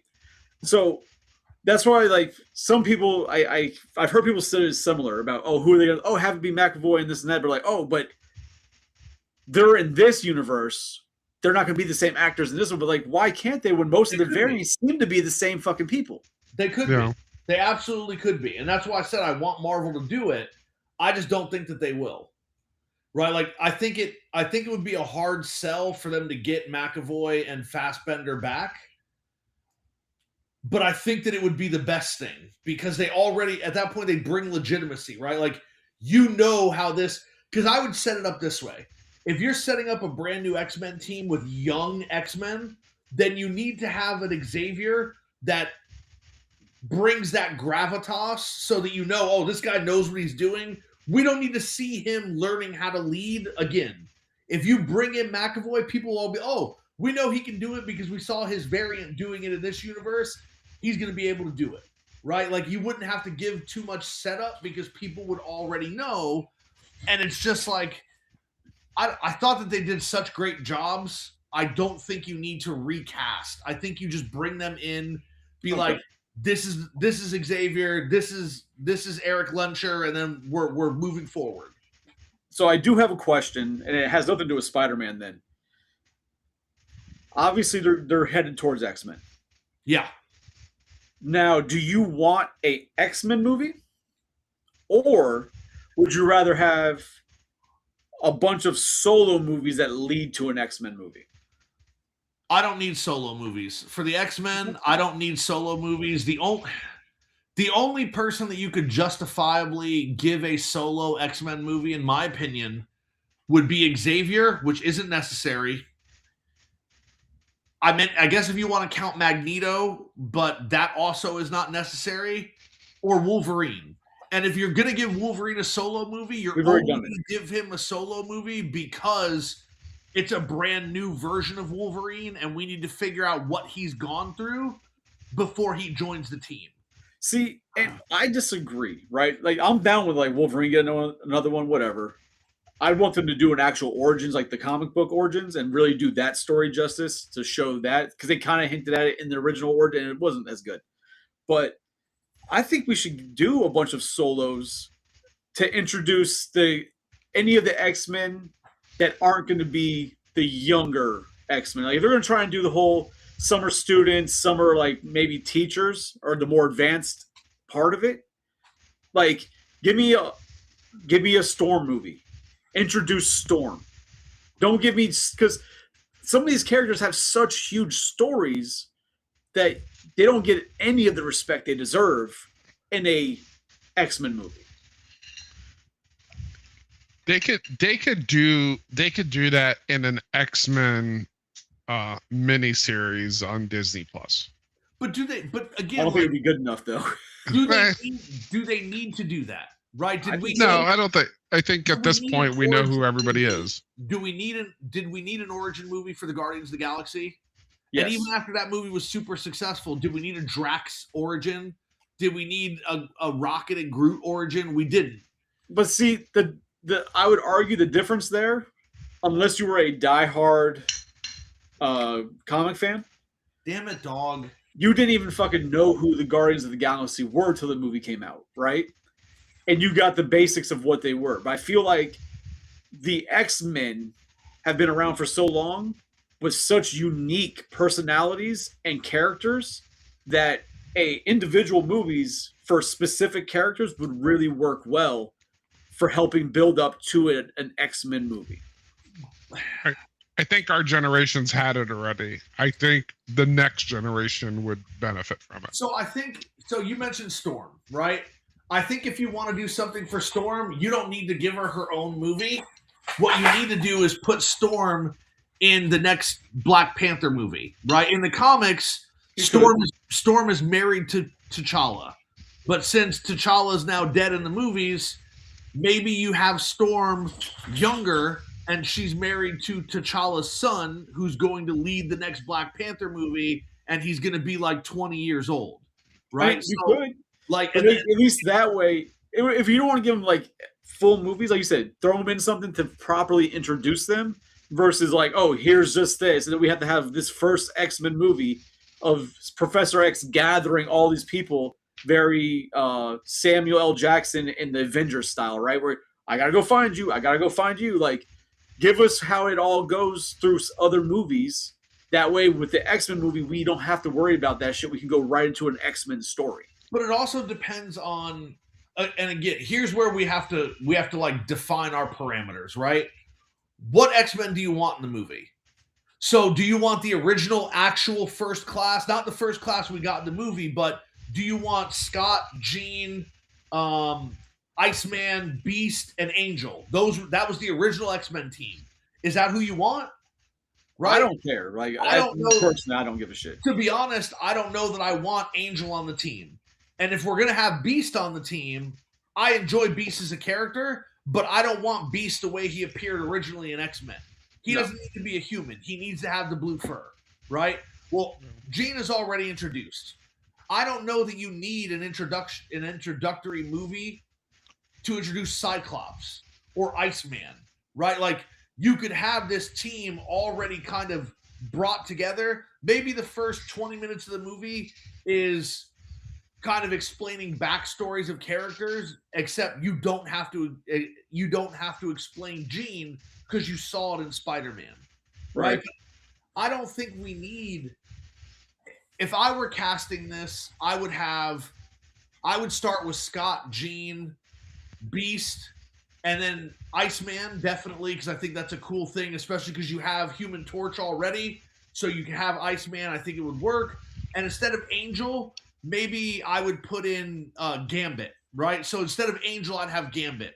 Or maybe instead of Angel, I would have Sunspot or somebody like that. You don't need Angel. I know, I want a proper rogue. I want a goddamn proper rogue. I don't. As much as I love Rogue as a character, we don't fucking need Rogue in an X-Men movie. The character, how would you explain it? And when you say proper, what do you mean by proper? So when I say proper, have her already have abilities, right? Now, to try and explain it, the whole Miss Marvel story, whatever, if you want to go that route, they can figure something out, right? But the Rogue we got in the previous movies was not Rogue. No, it was not. Right? I want Rogue flying, super strength. I want Rogue. If you're going to do Rogue, do Rogue. The issue is some watered down child Rogue who doesn't know how to fucking do anything but cry and then give up her powers. And I don't know how they would do that, right? Because again, Rogue only has all those flying and super strength and all that because she stole Miss Marvel's powers. Correct. And put her into a coma for years. And then when she came out of that coma and her powers started to remanifest, she had another accident and she got even more powers and then became Captain Marvel. And then when her powers got so high, she became binary, right? Like, I don't know how you take the Captain Marvel that you already have in the MCU and then say that Rogue stole her power. Like, I don't see it. No, but that's what I'm saying. If you want to they can figure out, but you don't even have to go that route because obviously we see that everybody in the MCU, things get tweaked, right? To make sense for what they got going on. Yeah. So there could be other ways for them to do it. I trust if they did that they would do it a way that made proper sense. But when I said, when I want a proper Rogue, I just want a Rogue who has the abilities that she's supposed to have, that we know her to have. Not what the fuck we got in the X-Men movies. That's just if we're gonna. I want flying rogue. I want southern accent. Make you some biscuits and gravy. Like, give me rogue. Nothing against Anne You just Paquin want the green and yellow suit and the brown jacket. That's all you want. and a big old booty. All right. No, but I like even in like I wouldn't be mad if it was Anne Paquin. She's too old now, right? Because they're gonna do a younger cast, which I get. Yeah. But like I would have loved to have seen her get the opportunity to be a proper rogue versus what they made her be, right? Because I think she could have done a proper rogue well. But now they're gonna go back to being, younger, so she's out of the running. I think the most difficult thing they're going to run into to make an X-Men movie is to really do an X-Men movie justice, they're going to have to not have Wolverine in it. And the people are going to rebel against that, but you need to spend time on the X-Men and then you can bring Wolverine in. But then the other issue is going to be, who the hell do you cast as Wolverine? If you're going Obviously younger, Hugh Jackman, like there's no other option. no, but that's the thing. No. You're going younger, and we know that Hugh Jackman is going to be in Doomsday, and there's talk that he's going to be in Secret Wars as well. But Hugh Jackman's what, 50 something? Well, hold on, to be fair, you got to remember Wolverine was also born in the 1800s. He can be older. He's okay. Yeah, but what I'm saying is Hugh No, Jackman somebody- doesn't keep doing the role. So I don't know who, but I don't know who you'd pick, right? And Moo asked, "Who would I have as Rogue?" I don't do fan casting like that because that shit does not work on me because I can never think of actresses because I don't even fucking know names enough to be able to like, oh, this girl would be good at this, or he'd make a good Hugh Jackman, right, or a good Wolverine. But somebody in another podcast I was watching with Wolverine, they said that Wolverine shouldn't do his own movie. Wolverine should get a series, and each season be a different timeline, right? That way you can have this one actor portray Wolverine almost as ageless through 100+ years of story, Yeah. then bring him into a movie, and it explain why he's old, but he doesn't look old because they did it all like that, which I'd be completely fine with that. Give me Wolverine run like that. That's a great way to do it. It's just, again, I don't know who you would cast for that. And if Yeah, I have you no do cast a new Wolverine, do you cast a comic accurate Wolverine or do you cast a movie accurate Wolverine, so someone that looks more like Hugh Jackman? Because Wolverine in the comics is much shorter, he's bulkier, right? Like, and they didn't think when they were casting the movie that would play well on screen. Now, so I could be wrong because I don't sit here and study the physiques of people. But Wolverine, in his short stature and his build, he's not very human. Like, just anybody can be this size, right? It's almost like it's not a feasible size of a person without there being some type of CGI at least put onto him to have him be that short, built the way he's supposed to be. So I don't care if Wolverine was done with somebody who's tall like Hugh Jackman, right? It doesn't bother me that Wolverine wasn't short. Like that never was an issue for me. It was never a problem. So that wouldn't bother me at all. Like I said, I just don't know who I would pick because I don't fuck with actors like that to even be like, oh, he'd be a good, like I do not know. And then also with the MCU, they have a very good range of getting people who you might not even expect to be well and then do the role justice, so it's like. So in the comics, Wolverine is between 5'3" and 5'5". Yeah, he's small. Between there. And so like you could have somebody short that's super built. But right? he's not like in shape built. Like he's like wider. Like he's like almost like Punk. Like he's small but wide, but not like fat, but like just wide. Yeah. He's got broad shoulders that are all muscle. Yes. I will tell you. So here are the fan castings for a new Wolverine. You have Taron Egerton from the Kingsman series that people think that he would he would be a great choice because he's short, he's built, he can play action. The kid who played like the main person in Kingsman. I've never seen those movies. I wanted to, but I just haven't seen them. But or whatever his name was. Then you got people want Daniel Radcliffe. They say that he could play a very good Wolverine. I can see he can get the look, at least in the facial features with the beard. I can see he can get at least a look similar. Jack O'Connell, and the last one is Matt Wood. Those are the 4 that are most discussed as good replacements for Wolverine. So, I only know the one because that's who we're thinking about from the Kingsman. I only know him because of the Kingsman. I don't know him from anything else. If we're talking age, I feel like Radcliffe would be too old to start portraying if they're trying to go younger, right? Because he's got to be in his 40s. I don't know. Let me look. Let's see. Daniel Radcliffe is 37. Okay. So by the time the movie comes out, he'd be in his 40s. Henry Cavill is 43. Yeah. Let's see. I mean, Hugh Jackman is 57. Yeah. But like, I mean, you could like, and obviously Marvel has a tendency to, especially with their bigger characters, people can say, oh, they pick, big actors for their characters. But a lot of their big characters that have these big actors only became big actors because of Marvel. Yes. Right? Mm-hmm. Like Chris Evans was already a thing, but he wasn't Chris Evans. Yes. You know what I mean? Same thing with the other Chris. Hemsworth, yeah. He was acting, but he wasn't where he's at now. Yeah. The only ones that I could think of were already big, but still got bigger than what they were even before would have been Robert Downey Jr., right? He already had a successful career. He fell off because of drugs and alcohol and everything. Mm-hmm. Right, but this was like his comeback, and he's bigger than he ever was. Yes. But he was already a big actor, right? Sam Jackson was already a big actor. But besides that, everybody else seems to be like they kind of come in low, known maybe, but low, and they become massive because of the movies. I mean, so I think you could get away with doing maybe not a unknown, but a very small name actor for any of these roles. I could see.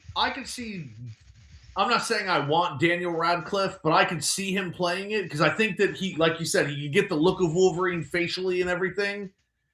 And I think being around 40 would be a good offset because he doesn't look 40, right? So like he still looks younger, but it would be believable if you had him as Wolverine with a team of a bunch of kids in their early 20s, right? Playing the other X-Men.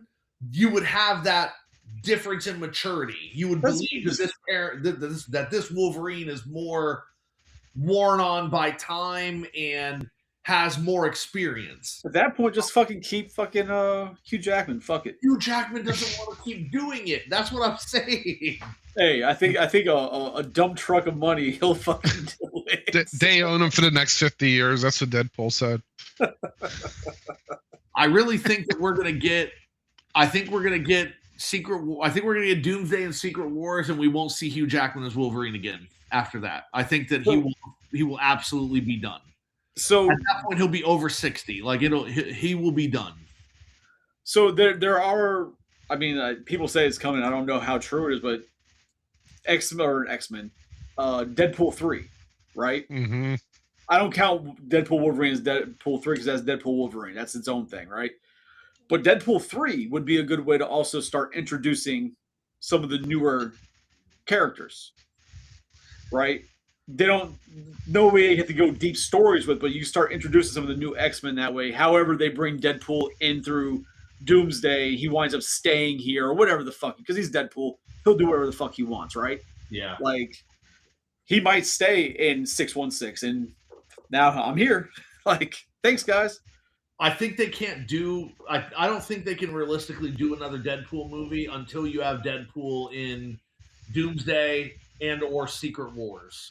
But he's supposed to be in Doomsday, right? Yeah. So what I'm saying is we should not get another Deadpool movie until those things are over, because he needs to be in one place and we need to establish where the hell he is, and then keep going with the movies.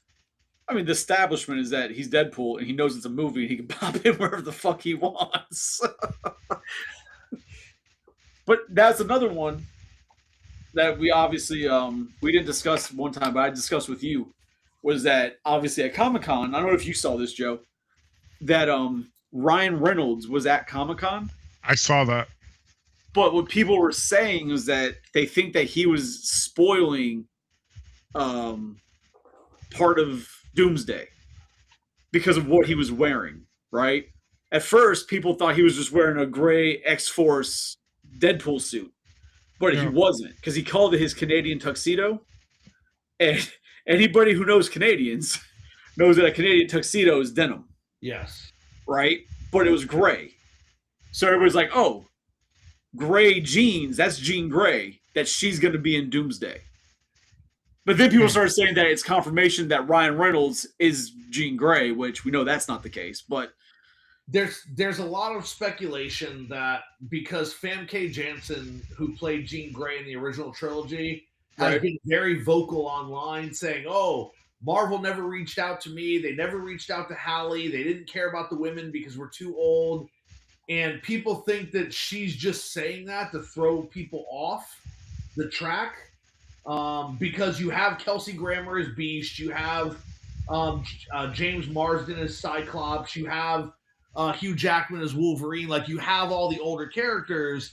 It wouldn't make sense not to have the women there. And people are like, this is just a smokescreen from Disney. They're telling her to say these things so that when people get there and they see that Jean Grey is actually there and Storm is there, then they're going to be surprised. Mostly what I think Doomsday is going to end up being is a way to get all of the heroes that we want to remain into the same universe, right? So I get the feeling that the Fantastic Four's universe is going to be destroyed. They're going to get stranded here in the MCU. I think that the X-Men's universe is going to get destroyed, but they are not going to be here, right? Like, the X-Men will perish trying to save their universe. I think there's going to be a lot of death in the beginning of Doomsday. And I'm pissed because I'm fairly certain they're going to kill off Tobey Maguire's Spider-Man as well. And so there, hold on. So that, because now that you brought that up, the speculation of the end scene credit of Brand New Day, just the Spider-Man finder, tracker, whatever the hell it is that Ned built, pans out. Ned is smart. He programmed this thing to fucking pan out and search space, apparently. But it shows a Spider-Man found in space. Now, people are saying it's Battle World. It's got to be Battle World. Or the other one that people were saying potentially is that it's the Fantastic Four ship. Right? And that Tobey's Spider-Man is with Fantastic Four from his world or his universe. And that would be cool. Because that would be where Battle World or whatever, where the incursion or whatever, where the two worlds are coming together. So that's them bringing that world, and now we're going to get that, which would be interesting. See fucking Tobey Spider-Man come out in the blue and white fucking Fantastic Four suit. He was in blue and black. No Way Home. He made a comment like, "You were really in space, huh?" He goes, "That'd be cool." So yeah. Maybe that leads to that. I don't know. So I mean, that's the speculation, because besides that or Battle World, I can't think of another reason why there would be a Spider-Man blip out in space. Who's Battle World? Battle World. It's basically where Civil yeah. So Battle World is the planet that the Beyonder creates for Secret Wars, right? Like, the Beyonder is supposed to watch over people and not interfere. But he gets tired of all the casualties that occur when the heroes and the villains fight. And so he's like, I've had enough of this. I'm going to take all the villains, all the strong villains, all the strong heroes. He creates a world that he calls Battle World, and they all get teleported there. And he says, you guys are going to fight it out. And whatever side wins, you guys are going back to your home, and the other side is never leaving. It's done. Like, that way, there's no more innocent casualties being killed. The fighting is over. And then, of course, Doom, like, creates a machine and steals Galactus's power, and like all this shit comes apart. And But this is also where Spider-Man gets fucked up and his suit gets destroyed. yeah, So then they make him a suit, basically, and this is where Venom becomes a thing because the suit is made with the symbiote. I don't remember if they knew it was or they didn't know it was in there. oh, they did it. That's where he gets the symbiote that then leads to the Venom becoming a thing later on. He gets blown up in the first battle, and the only thing that's left is part of his mask, so he's hiding his face. And he's like, "Great, I don't have any spare suits. I don't know what to do." And I think it's Johnny Storm is like, "There's a machine in the back room back there that makes costumes. He's like, just go in there and tell it what you want. It'll make it for you." He said, "Well, I don't want anybody to know my identity." He's like, "There's nobody back there. I'll keep everybody out."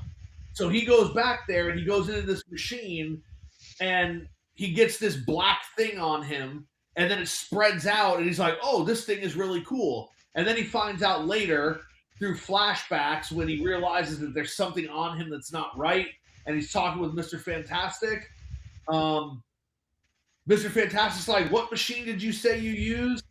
And he's like, the costume machine. It was blah, blah, blah. And he's like, "That wasn't the costume machine. That was something different. Why would you go into that?" He's like, "Well, Johnny pointed over his shoulder." And he's like, "Why would you listen to Johnny?" And so, like, then he finds out that it wasn't the costume machine that put it on him. So that's where Venom comes from, which, if that's the way they're going, that means then after that, that's might be how we get Venom in the MCU as well. If they do it with that storyline. And it turns out that was some kind of space prison. And they never answer why, in a world that the Beyonder created just for them to fight, there was a fucking prison machine. Like, they never explained that, but it was some sort of prison machine that held the symbiote because it was deemed to be too dangerous.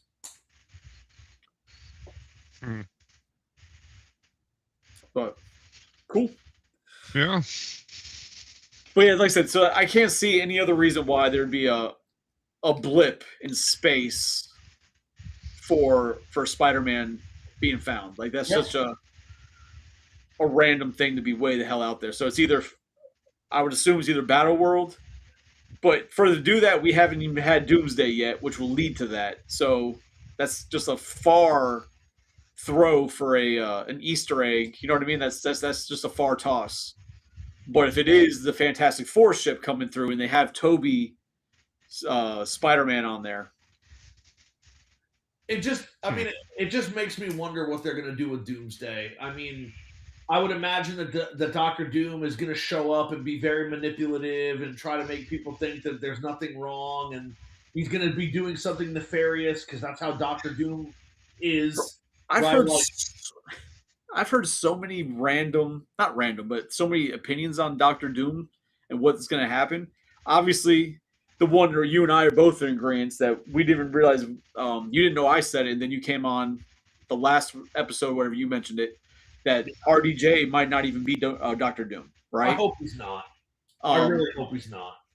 But like, there's stories or ideas out there that we all know Marvel has a tendency to put out trailers and remove people from the trailers.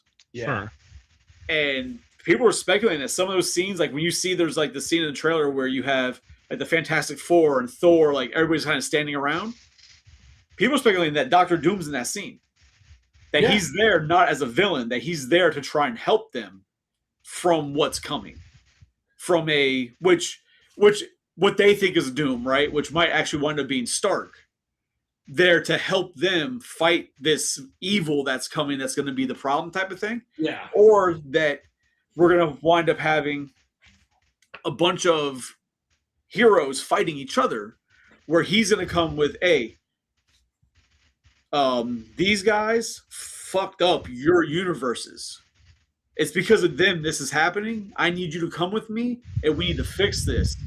And he's going to bring the X-Men and all these people from the other universes as like his team to go against the event. Like, there's so many different ideas. And all that tracks because in the comics, Dr. Doom is very manipulative, right? Like, he's always finding a way to play. So it would make sense that he would go to these different worlds, even if he was responsible for it, right? Like, go to these different worlds and say, listen, you can't protect your world here, but if you come with me, there's a place you might be able to protect it.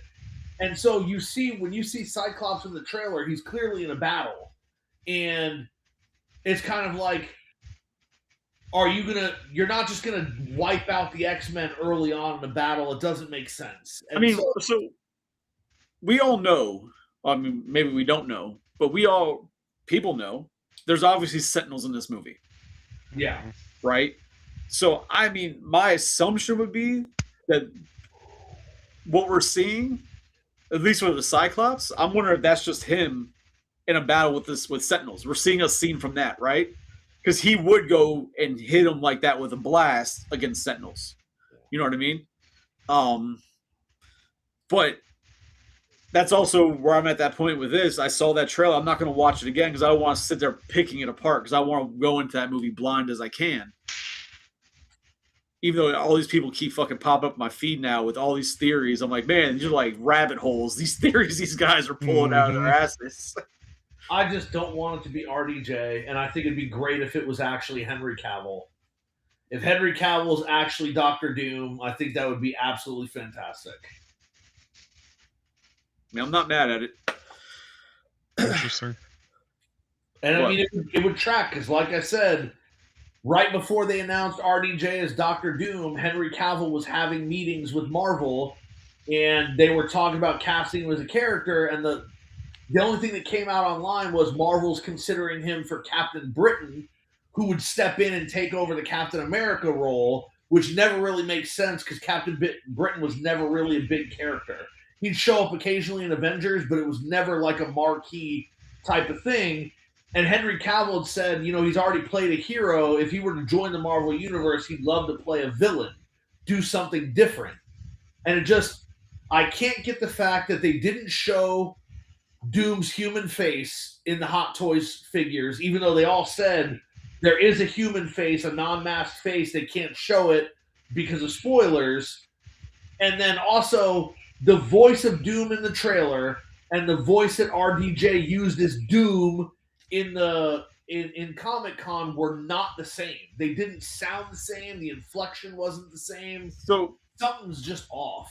Yeah, and to touch on the Hot Toys thing, I brought that up in a video somewhere. These guys who were talking about it, and I just brought the idea. I'm like, hey, what if he's not even that? And they're like, you think that's a possibility? I'm like, oh yeah, because these items, it hasn't shown. Like, it's kind of weird. I'm like, oh well, that's because they're not going to show his face until the second movie. And I'm like, okay, cool. If you want to say that, like, they're going to wait to the second movie for Thor and Captain America to see his face as this big reveal of his face. Okay, but they've already announced to us that it's him. So it's not going to be like some grand reveal because we know who it is. Well, yeah. So just know what I'm saying. So like to sit there and be like, oh, we're going to release the toys, but we're going to hide the face of the toy because they're not showing the face in the movie until the end or the next movie. That doesn't make fucking sense at all. I've seen people arguing the reason they didn't do it is because Doctor Doom's face is scarred in the comics, and that's true.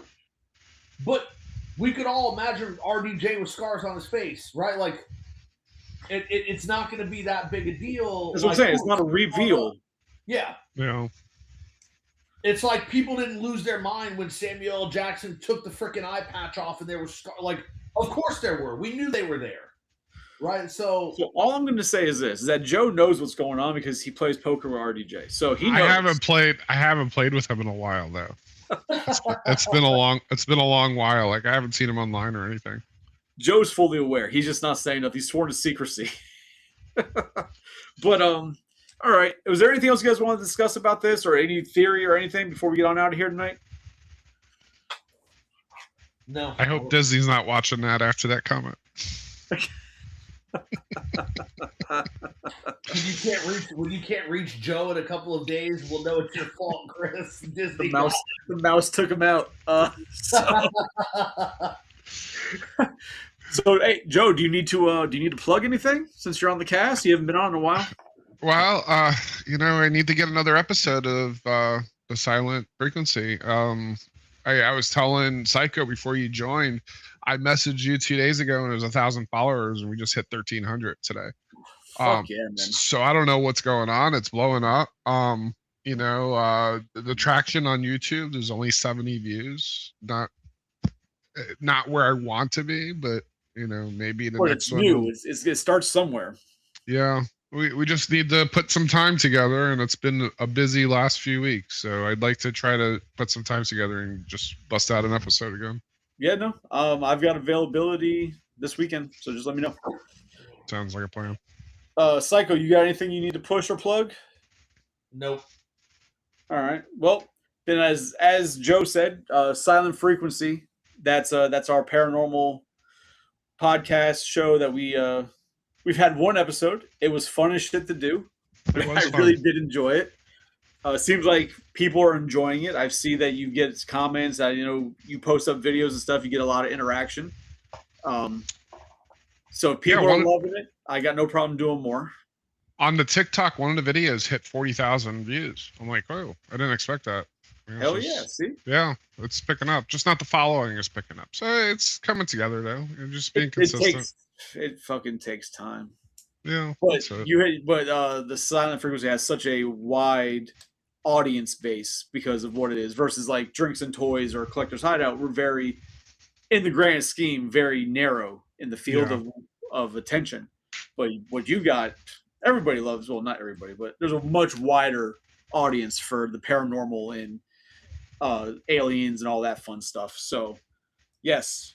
So we'll be doing another one of those. Check them out on YouTube, Facebook, Instagram, TikTok. It's all over. I don't think we're not on like podcasting platforms yet, right? Not yet. I'm gonna wait for one more episode and try to figure that out. I'll need your help with that. Yeah, I noticed something today when I was checking my analytics on one of our other ones, and it says free hosting. So we can use that to our advantage for that. So cool. With that, I don't know what next week's Collector's Hideout's going to be. No idea yet. Psycho and I are going to work on a schedule to get things a little more regulated and more professional as to when certain episodes in advance versus waiting until like a couple days before. So that's our next thing there. With that, anybody who's enjoyed this, thank you for sticking around. Thank you for watching. Like, subscribe, share it. Let your friends know. Like, subscribe, and share over at Silent Frequency as well. That's been fun. So definitely you guys will enjoy that if you like anything remotely paranormal and strange. That's what we got. Oh. With that, we'll wish everybody a good night. Thanks everybody for coming out. I'm going to do a hard exit on this one.